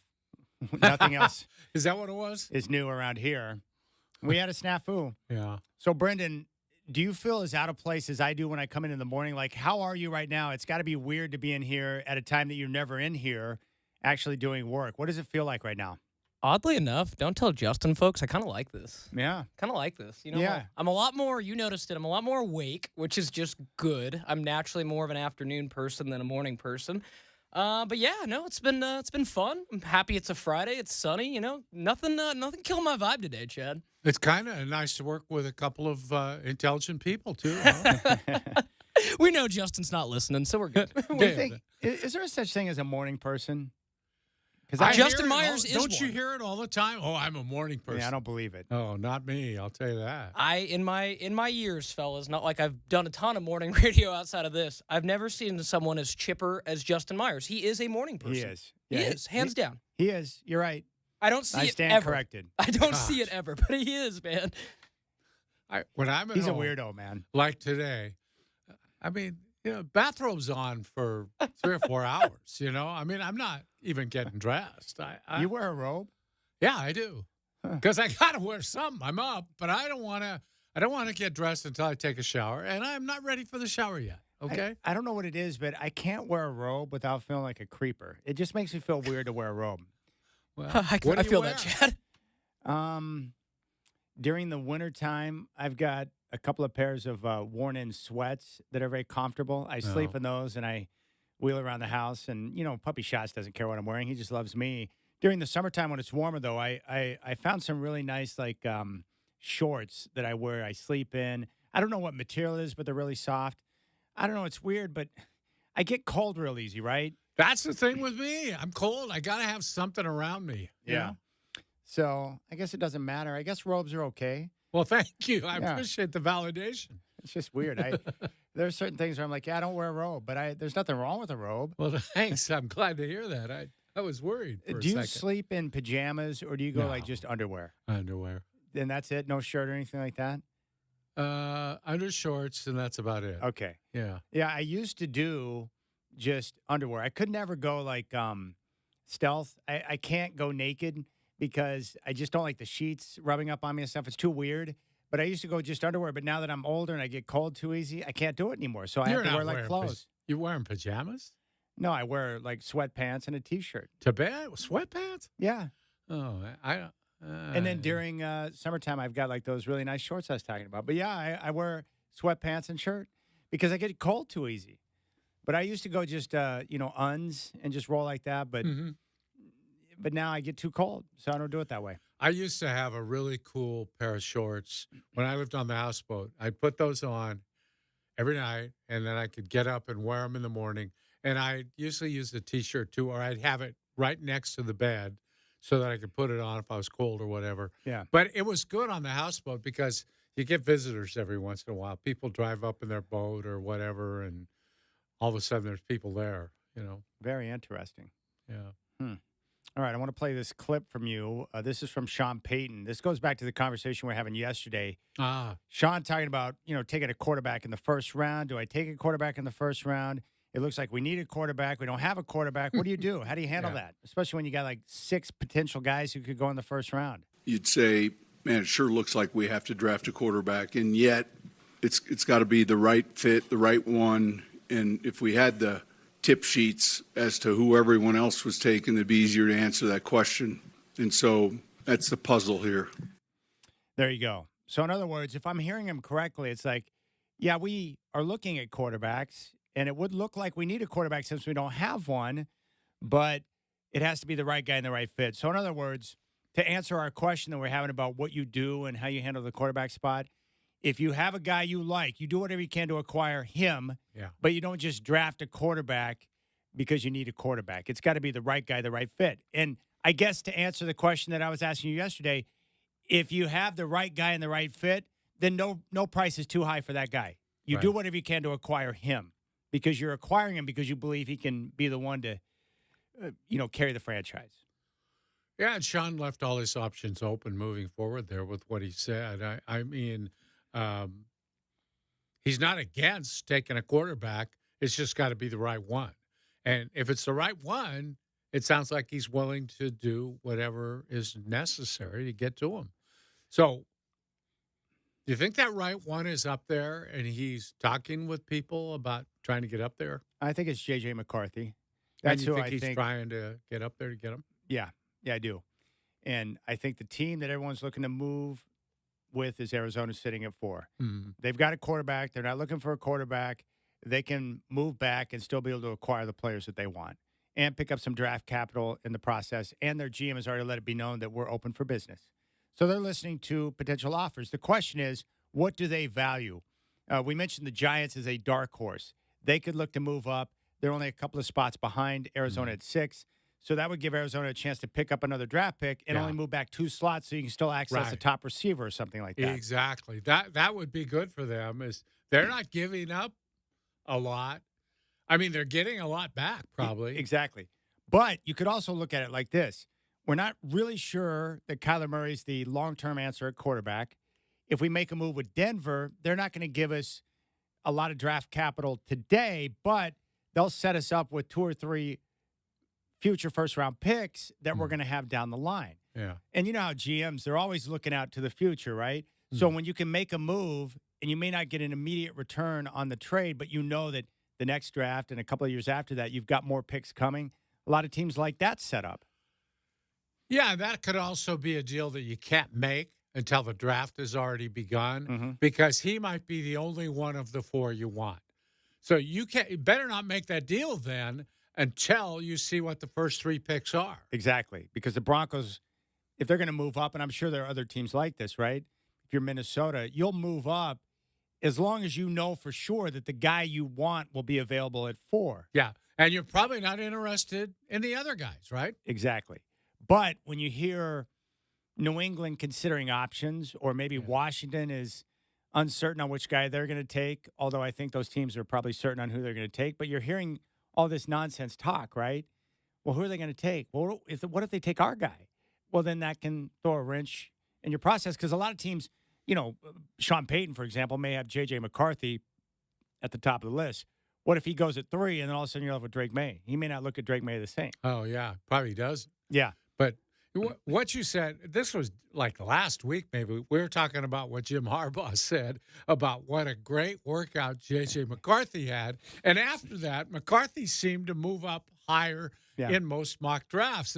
And you were saying at the time, look, he doesn't want to take – he's just trying to get somebody else to take a quarterback, which pushes all other eligible guys at other positions back to where he's going to get his guy. 100%. It was a smokescreen. Oh, there's no question.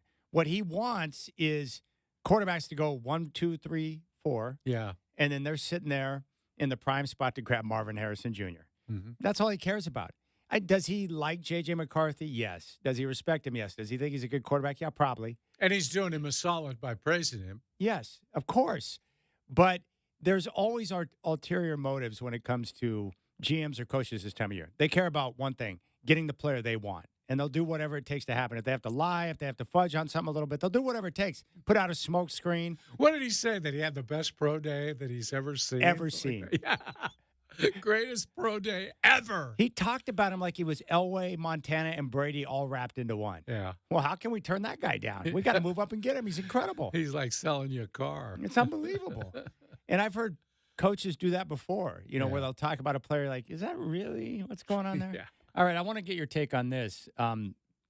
The Washington Commanders have been making headlines, Godfather, with their process.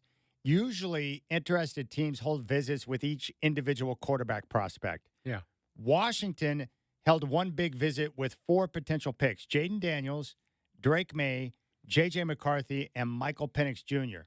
They all came to the team facilities earlier this week. Adam Schefter appeared on Get Up to discuss the method and said it did not sit well with Daniels because he was under the impression it was a solo visit.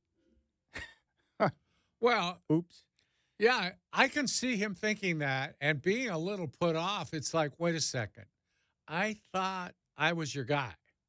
I thought it was your guy. Now you're looking at everybody else. I don't think that would sit very well with it. No, with you. and Florio made another good point, too, that if you know you're going to take Daniels, why would you want to dilute the whole process to where you get less one-on-one time with the guy you're going to end up taking? Yeah. And really, they're sitting second, and they know who's going to be picked first. The betting favorite to go second is still Jaden Daniels, Yeah. and they know Caleb Williams is going to go number 1. Well, that's the deal. So basically,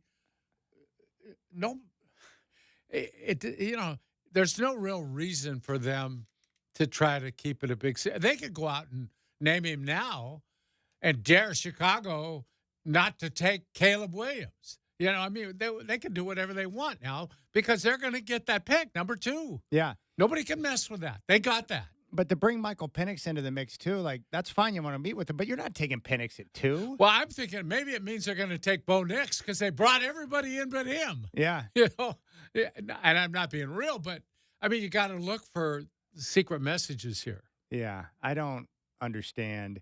I know what they're doing. They brought in an entire team. They've got a new ownership group. They got a new coach. They got a new GM. They brought in Bob Myers. They've got different consultants. Yeah, Bob Myers, a basketball GM, is consulting for them. Yeah.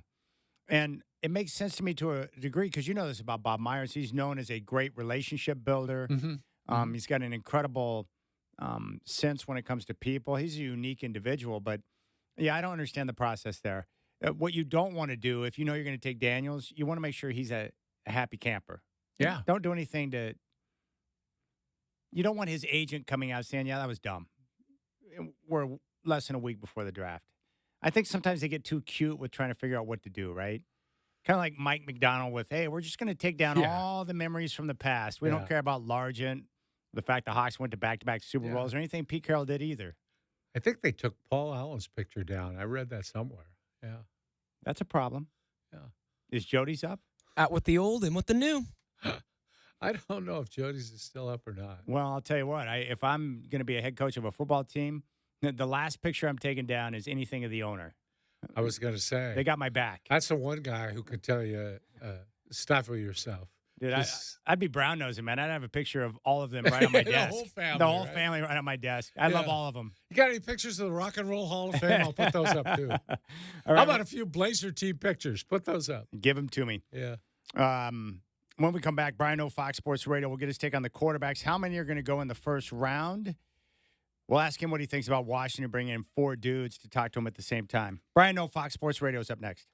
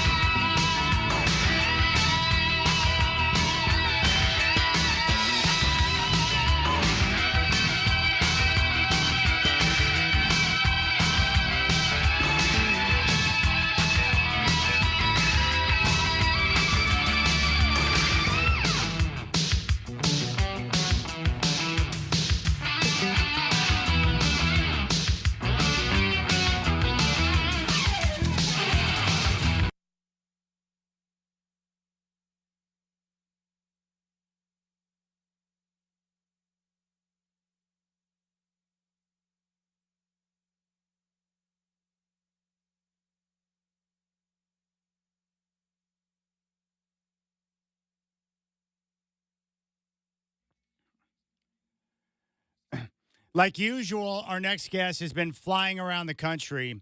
Where in the world is Brian Noe? He is with Fox Sports Radio, and he's back here on the Rip City Drive. Now, Noe, I know you were in Houston, and now you're in New Orleans. What the heck are you doing in the Big Easy, my man? Yeah, just craziness over here, Chad, doing. You know how we get down over here. But, yeah, we left the cold of tropical East Peoria. You know, I was like, let's go somewhere humid. And the Big Easy was calling our name for a couple of months. That's awesome, man. Are you going to do some work there in the Big Easy, or what's the plans? Well, just working remotely right now, but you never know. I was on Bourbon Street, you know, and I might get some side work. You know, they have this whole bead thing going on there. So I've been working out, you know, so Good. maybe the chest area is good enough right now to get some beads. I don't know. I have been told, in fact, our former producer, Eric Ringering, was just recently in New Orleans. He told me the food is incredible. It's a great place to hang out, but he said be careful because the caloric intake can be a little bit high. So watch out, Noah. I don't want you to get fat, man. You could put on the pounds. Be careful. Yeah, man, I absolutely could. And the funny thing is, I stay in contact with Eric Ringering all the time, and he was sending me pictures of, like, Peeps because he knows I defend the sanctity of Peeps. I don't know why it's fashionable to just trash Peeps. They're marshmallows with sugar on top, okay? They're delicious. Don't listen to anyone who says they're not. And so he was just sending me random pictures of Peeps. And I don't know what happened, but I didn't read that he was in New Orleans, and somehow it registered with one of his texts, and he was like, I'm in New Orleans. I'm like, you're there? I'm like, we're moving there tomorrow. And he's like, what? So, yeah, we hung out for a couple of days. It was crazy timing. My guess is in the Big Easy, you can get Peeps that are in the shape of, like, boobies or something like that to celebrate the local flavor. I'm sure you could. I'm sure you could find that if you're in the market. Hey, how was the ballpark down in Houston? You went to an Astros game. Yeah, it was fun, man. It was a good time. It's a nice park. I mean, most of these major league parks are really nice, but, you know, they don't have that stupid hill in center field anymore at Minute Maid. So that's gone, but it still is. It's a really nice ballpark, and it reminds me a little of Jerry World, you know, the Cowboy Stadium, where there's so much glass in the outfield. They had the roof closed, but there's so much glass. It really doesn't feel like you're inside, so it's a really good setup there. You said you're moving to New Orleans. Is this? I don't try to slide that by me now. You're going to live there for a while? Yeah, just for a couple of months, Dwight. It's sort of like an extended Airbnb type situation. So, and you know, Dwight, I just thought of you, man, because you always jokingly talk about me driving everywhere. Yeah. But check it out. So we drove from tropical East Peoria to New Orleans. So that's a haul. We're going to drive back to South Bend in about a week and a half. My older nephew, Mini Matt, is getting married. Can you believe that? He's 21 years old. He's about to get married on May 4th. So we're driving back home for that. Then we're driving back to New Orleans for a couple more weeks before we go back to Champaign, Illinois to stay for a couple of months and babysit the cats like we did last summer. So how long a drive is that? From tropical East Peoria to New Orleans, it's about 12 hours or so. Whoa. So from New Orleans to South Bend is going to be more. I don't know. I would ballpark it maybe around 16-ish, somewhere around there. So does your friend help you drive, or are you the sole driver here? I pretty much drive. I pretty much just go and knock it out, Dwight, you know? Like, I wouldn't be opposed to some, you know, little tag team action on the road. But, you know, if it's not on the table, I'm more than happy to just knock it out. It's amazing. Brian Noe, Fox Sports Radio is here. All right, 6 days away from the draft. It's going to be awesome. Do you think for the first time in history we're going to see quarterbacks go 1, 2, 3, 4? I don't know, Chad. I'm going to say no because I'm not convinced. If quarterbacks go 1, 2, 3, and it seems like they will, I'm not convinced your Broncos or the Vikings or the Raiders are going to sit there and say, we have to jump up to pick number 4 just to make sure. You know what I mean? Like, it's a high-stakes game of chicken, but if you're jumping up to get J.J. McCarthy, and that's a huge price tag to go from 11 or 12 or 13 up to number 4, and it's not like it's a dramatic discount, but hey, man, any discount helps. And if I can just jump up to 5 instead of jumping up to 4, well, I'm doing that. So I'm not convinced a team is going to jump up for J.J. McCarthy to number 4 overall when they might be able to get him at number 5 overall. So I'm going to say no on that. All right. Let's go ahead and rank your quarterbacks 1 through 6. What does it look like? Wow, 1 through 6? Are we getting like a Fresno State prospects in here, Dwight? we have to. I want to do the right thing, like always, Brian.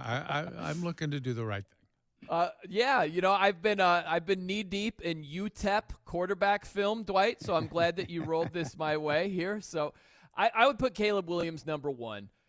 I get it with Jayden Daniels, where he is a dual threat guy, but I just think Drake May is a better NFL prospect. I think that he's going to be the better passer. And look, it's great that you can run around, extend plays, pick up yards with your legs, and Jayden Daniels does a great job of that. But in the NFL, you have got to be elite, like a Lamar Jackson type, to be a true difference maker with your legs. And when you're wiry like Jayden Daniels, I'm not in love with him taking on extra punishment, So, and Drake May can move. Yeah. That guy's got wheels. So I think Drake May projects to be the better passer in the NFL. So I'd take Drake May 2nd. I'd put Jayden Daniels 3rd. And then it's a crapshoot. I'll be honest with you guys. I don't know what to make of J.J. McCarthy. Yeah. Because he wasn't asked to do a ton at Michigan, and a lot of people take that as he just can't do it. Well, we don't know that for sure. He wasn't asked to do it. There's a difference right there. I'm not in love with the guy, but I'm not as quick to write him off as a lot of people have been. So I think J.J. McCarthy is a wild card. And for whatever reason, it's just like follow the herd, right? Where the sheep just say, oh, J.J. McCarthy's got to be the 4th guy. And it's like, okay, well, Bo Nix put up freaking numbers at Oregon. Who's to say that he's not going to be a better NFL player than J.J. McCarthy? So I think J.J. McCarthy is the wild card, and it's interesting that Bo Nix might fall to the 2nd round, and you might have a team jump up to number 4, number 5 overall to get J.J. McCarthy. I just don't think the difference is that significant between Nix and McCarthy right there. Interesting. It is. And no, we were having this conversation about quarterbacks, and I want your take on it. If you believe that J.J. McCarthy or Drake May, whoever your quarterback may be, if you believe he's going to be the franchise quarterback of your team, what is too much to give up to get that guy if you truly believe he's the one? Well, that's the thing is you want to give up as little as possible. I hear what you're saying, Chad, but it becomes like if this is your dream car, what would you be willing to pay for it if you had the means to do it? Yeah. And it's like, well, I mean, if this is my dream car and I could spend $100,000 on it, well, why am I spending $100,000 on it if I could get it for like 70 or 80,000? You know what I mean? So that's the thing. The price tag to get a top quarterback, if you could get a franchise quarterback, a difference-making upper echelon guy, yeah, it's worth 4 first-rounders. But if you don't have to pay that price tag, you try to get away with as little as possible. But that's a long way of answering your question where, yeah, I would look for Mahomes. What's the price tag on him? If you could get Mahomes and he's going to change your franchise around, are you like, oh, no, 4 first-rounders, that's too steep of a price tag? No, you're giving that up all day long. It's just for these guys that are prospects, and we don't know for sure how they're going to pan out, you just don't want to give up that much, right? I would say in the neighborhood of, for an unproven, college guy that's coming into the pros, I would say somewhere in the 2 first-rounders. Even when you get to 3 first-rounders, that starts to make my eyes squint a little bit. Like, we better be sure about this. I wouldn't go much above that for a guy that, look at Bryce Young last year. We thought the guy was going to be legit, and he really struggled. Yeah, Brian, you mentioned some teams earlier who's the most likely team to move up if one of them moves up? It seems like it's going to be the Vikings because they just have more draft capital than the Broncos. Like the Broncos spent so much in draft capital to get Russell Wilson, who they kicked to the curb, and take it on the chin to the tune of $85 million. They had to give up draft picks for Sean Payton, too. They just don't have picks. So when you look at the Vikings, they have more draft capital. That's when you're starting to hear these rumors about the Broncos trading players along with picks. And now you're really starting to go all in if that's the case. So I just look at the Vikings, unless you think Sam Darnold, like, it didn't quite pan out getting a quarterback in the first round. We're just going to run it back with Sam Darnold taking over for Kirk Cousins. He could put up the same numbers, right? Like, I'm not convinced there. I just think the Vikings have more to offer and more wiggle room to move up if they so choose. We're talking with Brian Noe, Fox Sports Radio here on the Rip City Drive. First non-quarterback taken. Is it Marvin Harrison Jr.? Is it somebody else? What do you think about that? It seems to be Marvin Harrison Jr. Chad, man, I would not be shocked if a team just says, hey, no disrespect to Marvin Harrison Jr., but Malik Neighbors is just freaking explosive. Big time. And I wouldn't be surprised if a team just falls in love with those type of traits. If you look at Tyreek Hill of the Dolphins, right? Like, he's not a polished route runner. He's not great off the line of scrimmage. He's not bad at either, but he's not elite. He's just freaking fast and quick. And Malik Neighbors is just so explosive.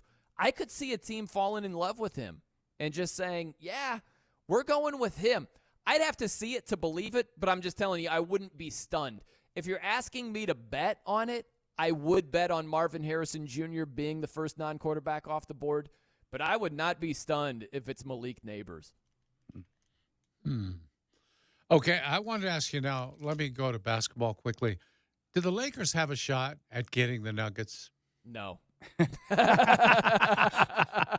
They don't. They don't. They've got Dwight. They've gotten smacked by the Nuggets. Or were they like 0-8? Got swept last year. You know. Yeah, a lot of those games were close, though. They were. Okay, close, and then winning a series. Yeah, right? Like it's a completely different ball game. Look, man. I know Anthony Davis is a beast. LeBron still defies age. Austin Reeves is a good role player. On nights, D'Angelo Russell is like, man, this guy's hitting threes like it's so easy. But he disappears far too often. The Lakers as a team disappear far too often. I just don't think they have enough to win a series. Could they win a couple of games and make it interesting? Yeah, I think they could do that, but I don't see them actually winning the series. You see Boston and Denver in the final? I see Boston for sure. The Nuggets, the West is just so tough. It's so difficult. And I'm curious what you guys think, but I think we might be overrating the Nuggets just a bit. Just based on the way conversations typically go, where it just seems like a lot of people have the Nuggets written in pen to come out of the West. And they would be my pick to come out of the West, but I'm not as like bang the table. Oh, that's disrespectful to say they're not coming out of the West. It's like the West is freaking tough, man. If not, but if not Denver, then who? That's the thing, Dwight. You know, to me, it's almost like a Tiger Woods versus the field thing. Yeah. There's not a non-Nuggets team that I love, but if you're giving me the field versus the Nuggets, just look at their path. If you go Lakers. And then what? It would be the three. So you got the Timberwolves or the Suns, and then maybe you get OKC, who they shoot the freaking lights out. I know they're young, but they'll get after you defensively also. Yeah. That's a tough path. So could they get tripped up along the way? Yeah, I think they absolutely could. Hey, Brian, with the draft on Thursday, what is the one storyline that you're going to pay attention to the most? Is it the quarterbacks? Is it something else? Like, what is really grabbing your attention with this draft? Outside of the quarterbacks, which is story number one, right? I think it's every single year we get into, are you drafting for need or are you drafting the best available? And sometimes it's hard to tell because it lines up perfectly and you're able to do both.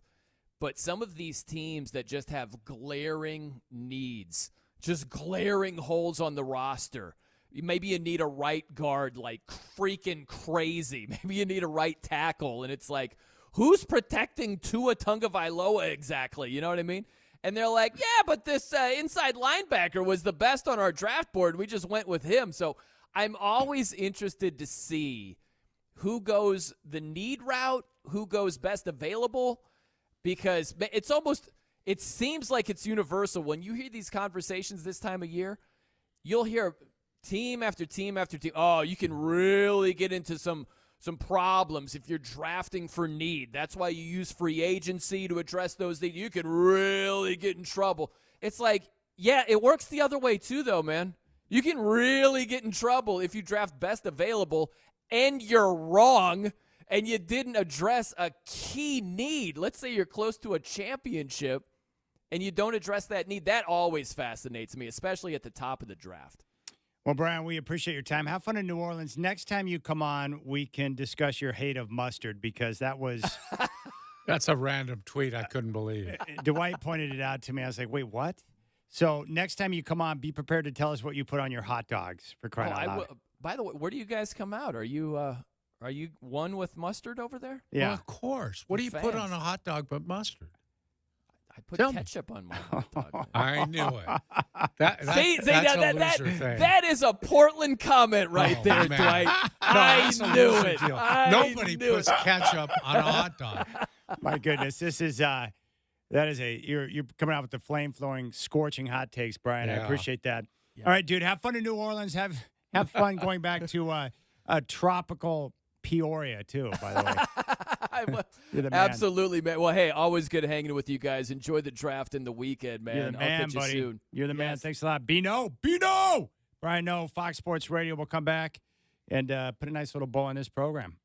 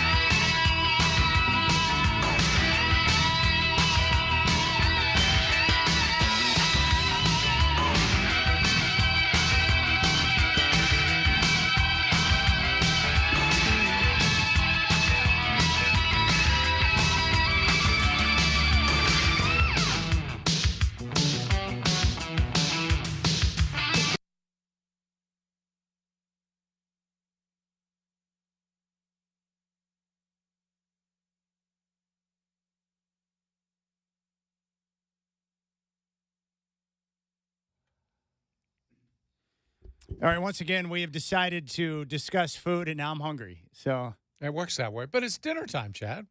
And, hey, where are you going for dinner, okay? You better be hungry. yeah, it's going to be good. Yeah. You can blame me, Chad, because Justin always accuses me of getting the show off topic, talking about food. So it's probably me. I don't think talking about food's off topic. I think it's off, on topic. It's never off topic, ever. I like your idea. I would like to encourage you to do what you said you want to do and just drive down to In-N-Out tomorrow. That's what I'm going to do for lunch tomorrow. Just take a little Good drive call. down to Kaiser. Yeah.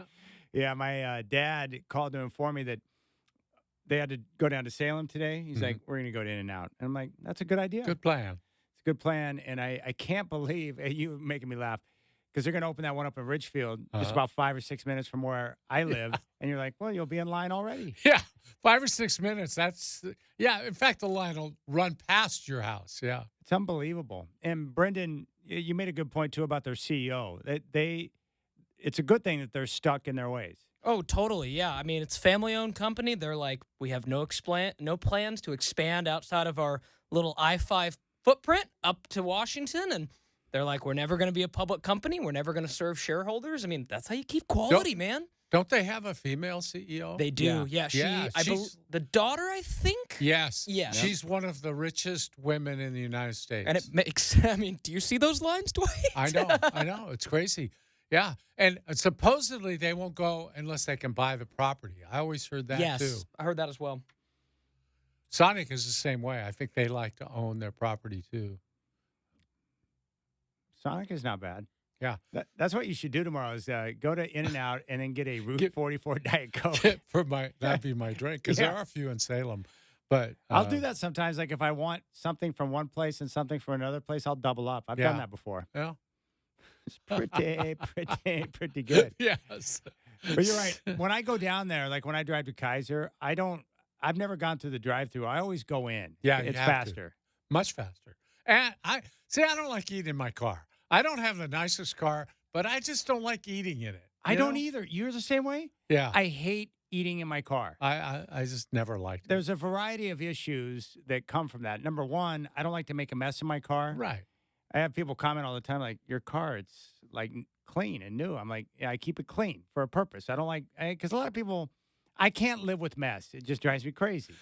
There's nothing like vacuuming out your car, when you clean it up and finding a stray French fry that looks like it's been on the floor of your car for about 6 months. Dude, when I clean my car out, like underneath the seat on the driver's side, Yeah. I'll find random chunks of like nutrition bars or something like that. Oh, you yeah. know, from And wrappers, probably? Yeah, no, I always it's like a weird serial killer habit, but every time I eat a bar, I fold the wrapper up into a bow.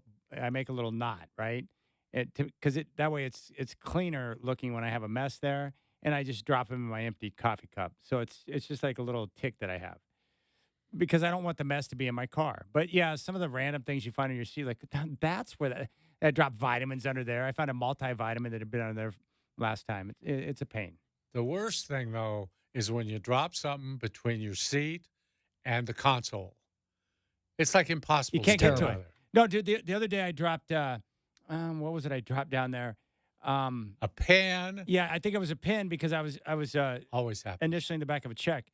And I dropped it down there. And so I have I always keep a Swiss Army knife in my glove compartment. Really? Yeah, because it's got like the toothpick and it's got the tweezers. Yeah. And it's got the scissors. You never know when you need something like that. Well, I was trying to use the scissors to grab a piece of the pin to. It was like playing like Operation to get that thing out of there. It didn't work, and finally I was like, screw it. So I got out and had to move the seat and get under there and get the pin. Yeah. You can't get. They shouldn't make them like that. There shouldn't be a gap there. In fact, you can buy the things that fit down there that cover that up. I hate that gap. Yeah. They have gap. They have that. They have something that actually takes care of that gap. Yeah, they do. You can buy it. It sticks down between them, and then on top of it, sometimes it has a little pocket or whatever. It's actually not a bad idea. I hate. The problem is usually for most places you go to, if you have someone clean your car, detail your car, they don't do it as well as you will, and I don't want to pay the money if I know that I'm going to do a better job.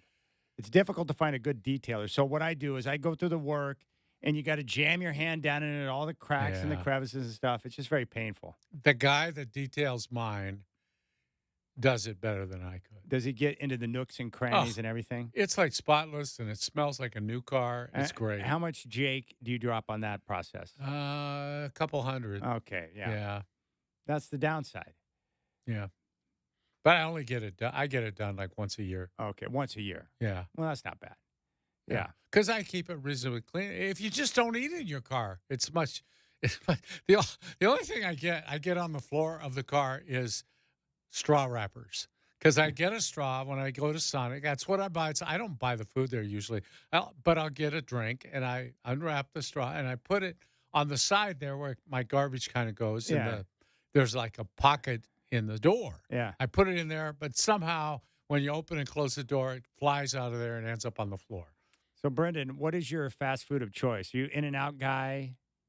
That's a great question. Yeah, if all bets are off and it's near me, I would ride for an In-N-Out burger. As far as things that are a little more close, like Wendy's, like Sonic, do we count Panda Express as like fast food? That would be Yeah. fast food. Yeah, Yep. I like Panda. But don't you like the price point of In-N-Out for the quality? It's great. I mean, it's almost Yeah. it's a little like Costco food, Chad, where it's almost not affected by inflation. Like it's been the that's a same great price point. for That a is while. a great comparison. You're right. Because like McDonald's now, you might as well go to a regular restaurant. It's That stuff's so $12 for a Big expensive. Mac meal. You're like, what? Crazy. Come on now. How are they getting that much money for like a quarter pounder? Kidding me? It's outrageous. You're right. You're right. It's like Costco. It's somehow inflation proof. All right, both of our high fives today are going to go to Brendan, Yeah. who he Yeah. nutted up. He nutted up big time. We Worked the needed double. him, and he pulled a double. Yeah. And when I called him and said, "Hey, dude," and I knew he wasn't going to like my question because When anytime he the hears boss is from calling, you, yeah, he knows like, great, Chad wants something I'm going to hate. I know when I make the phone call. But I asked him, I said, "Dude, I need you to pull a double." He didn't even hesitate to say, "I can do that." And I'm like, okay, that's what I call a man right there. Right. See what the big key was there, Chad? You called me on Sunday. I had 5 days to get in my that's the thing with me. You give me a heads up, Yeah. it's easy. That's now, fair. You called me Thursday night, might have been a little Yeah, you would different. Know jump what I out, mean? Yeah, I get that. There you go. You and me don't operate that way. No. Oh, Chad, I forgot. I can't be in tomorrow. Sorry. Sorry, man. Sorry. Sorry. My bad. All right, that's going to do it for us. Or you calling me and saying, I need you in at noon tomorrow. Yeah, I need you in at noon. Yeah. We got a meeting tomorrow. Yeah, right. Yeah. Meeting. What meeting? Those are big. Those are fan favorites, too, of the staff. Love it. Hey, I need Yeah. you guys to come to the meeting tomorrow. Yeah, When thanks, you sit Dan. in the meeting, you're like, why was I in that meeting? Yeah. All right, that's going to do it for us. Big thanks to Nigel Burton for stopping by. You can go to Nigel Burton Football Camps, plural.com, July 22nd through the 25th. Brian Noe in New Orleans joining us, talking a little NFL draft. Big thanks to Brendan. Brendan, have yourself a fabulous weekend. Have fun down at the Oregon State spring game tomorrow. Yeah, man, it's gonna be a good time. And you guys have a great night. We'll talk to you on Monday. Enjoy your weekend.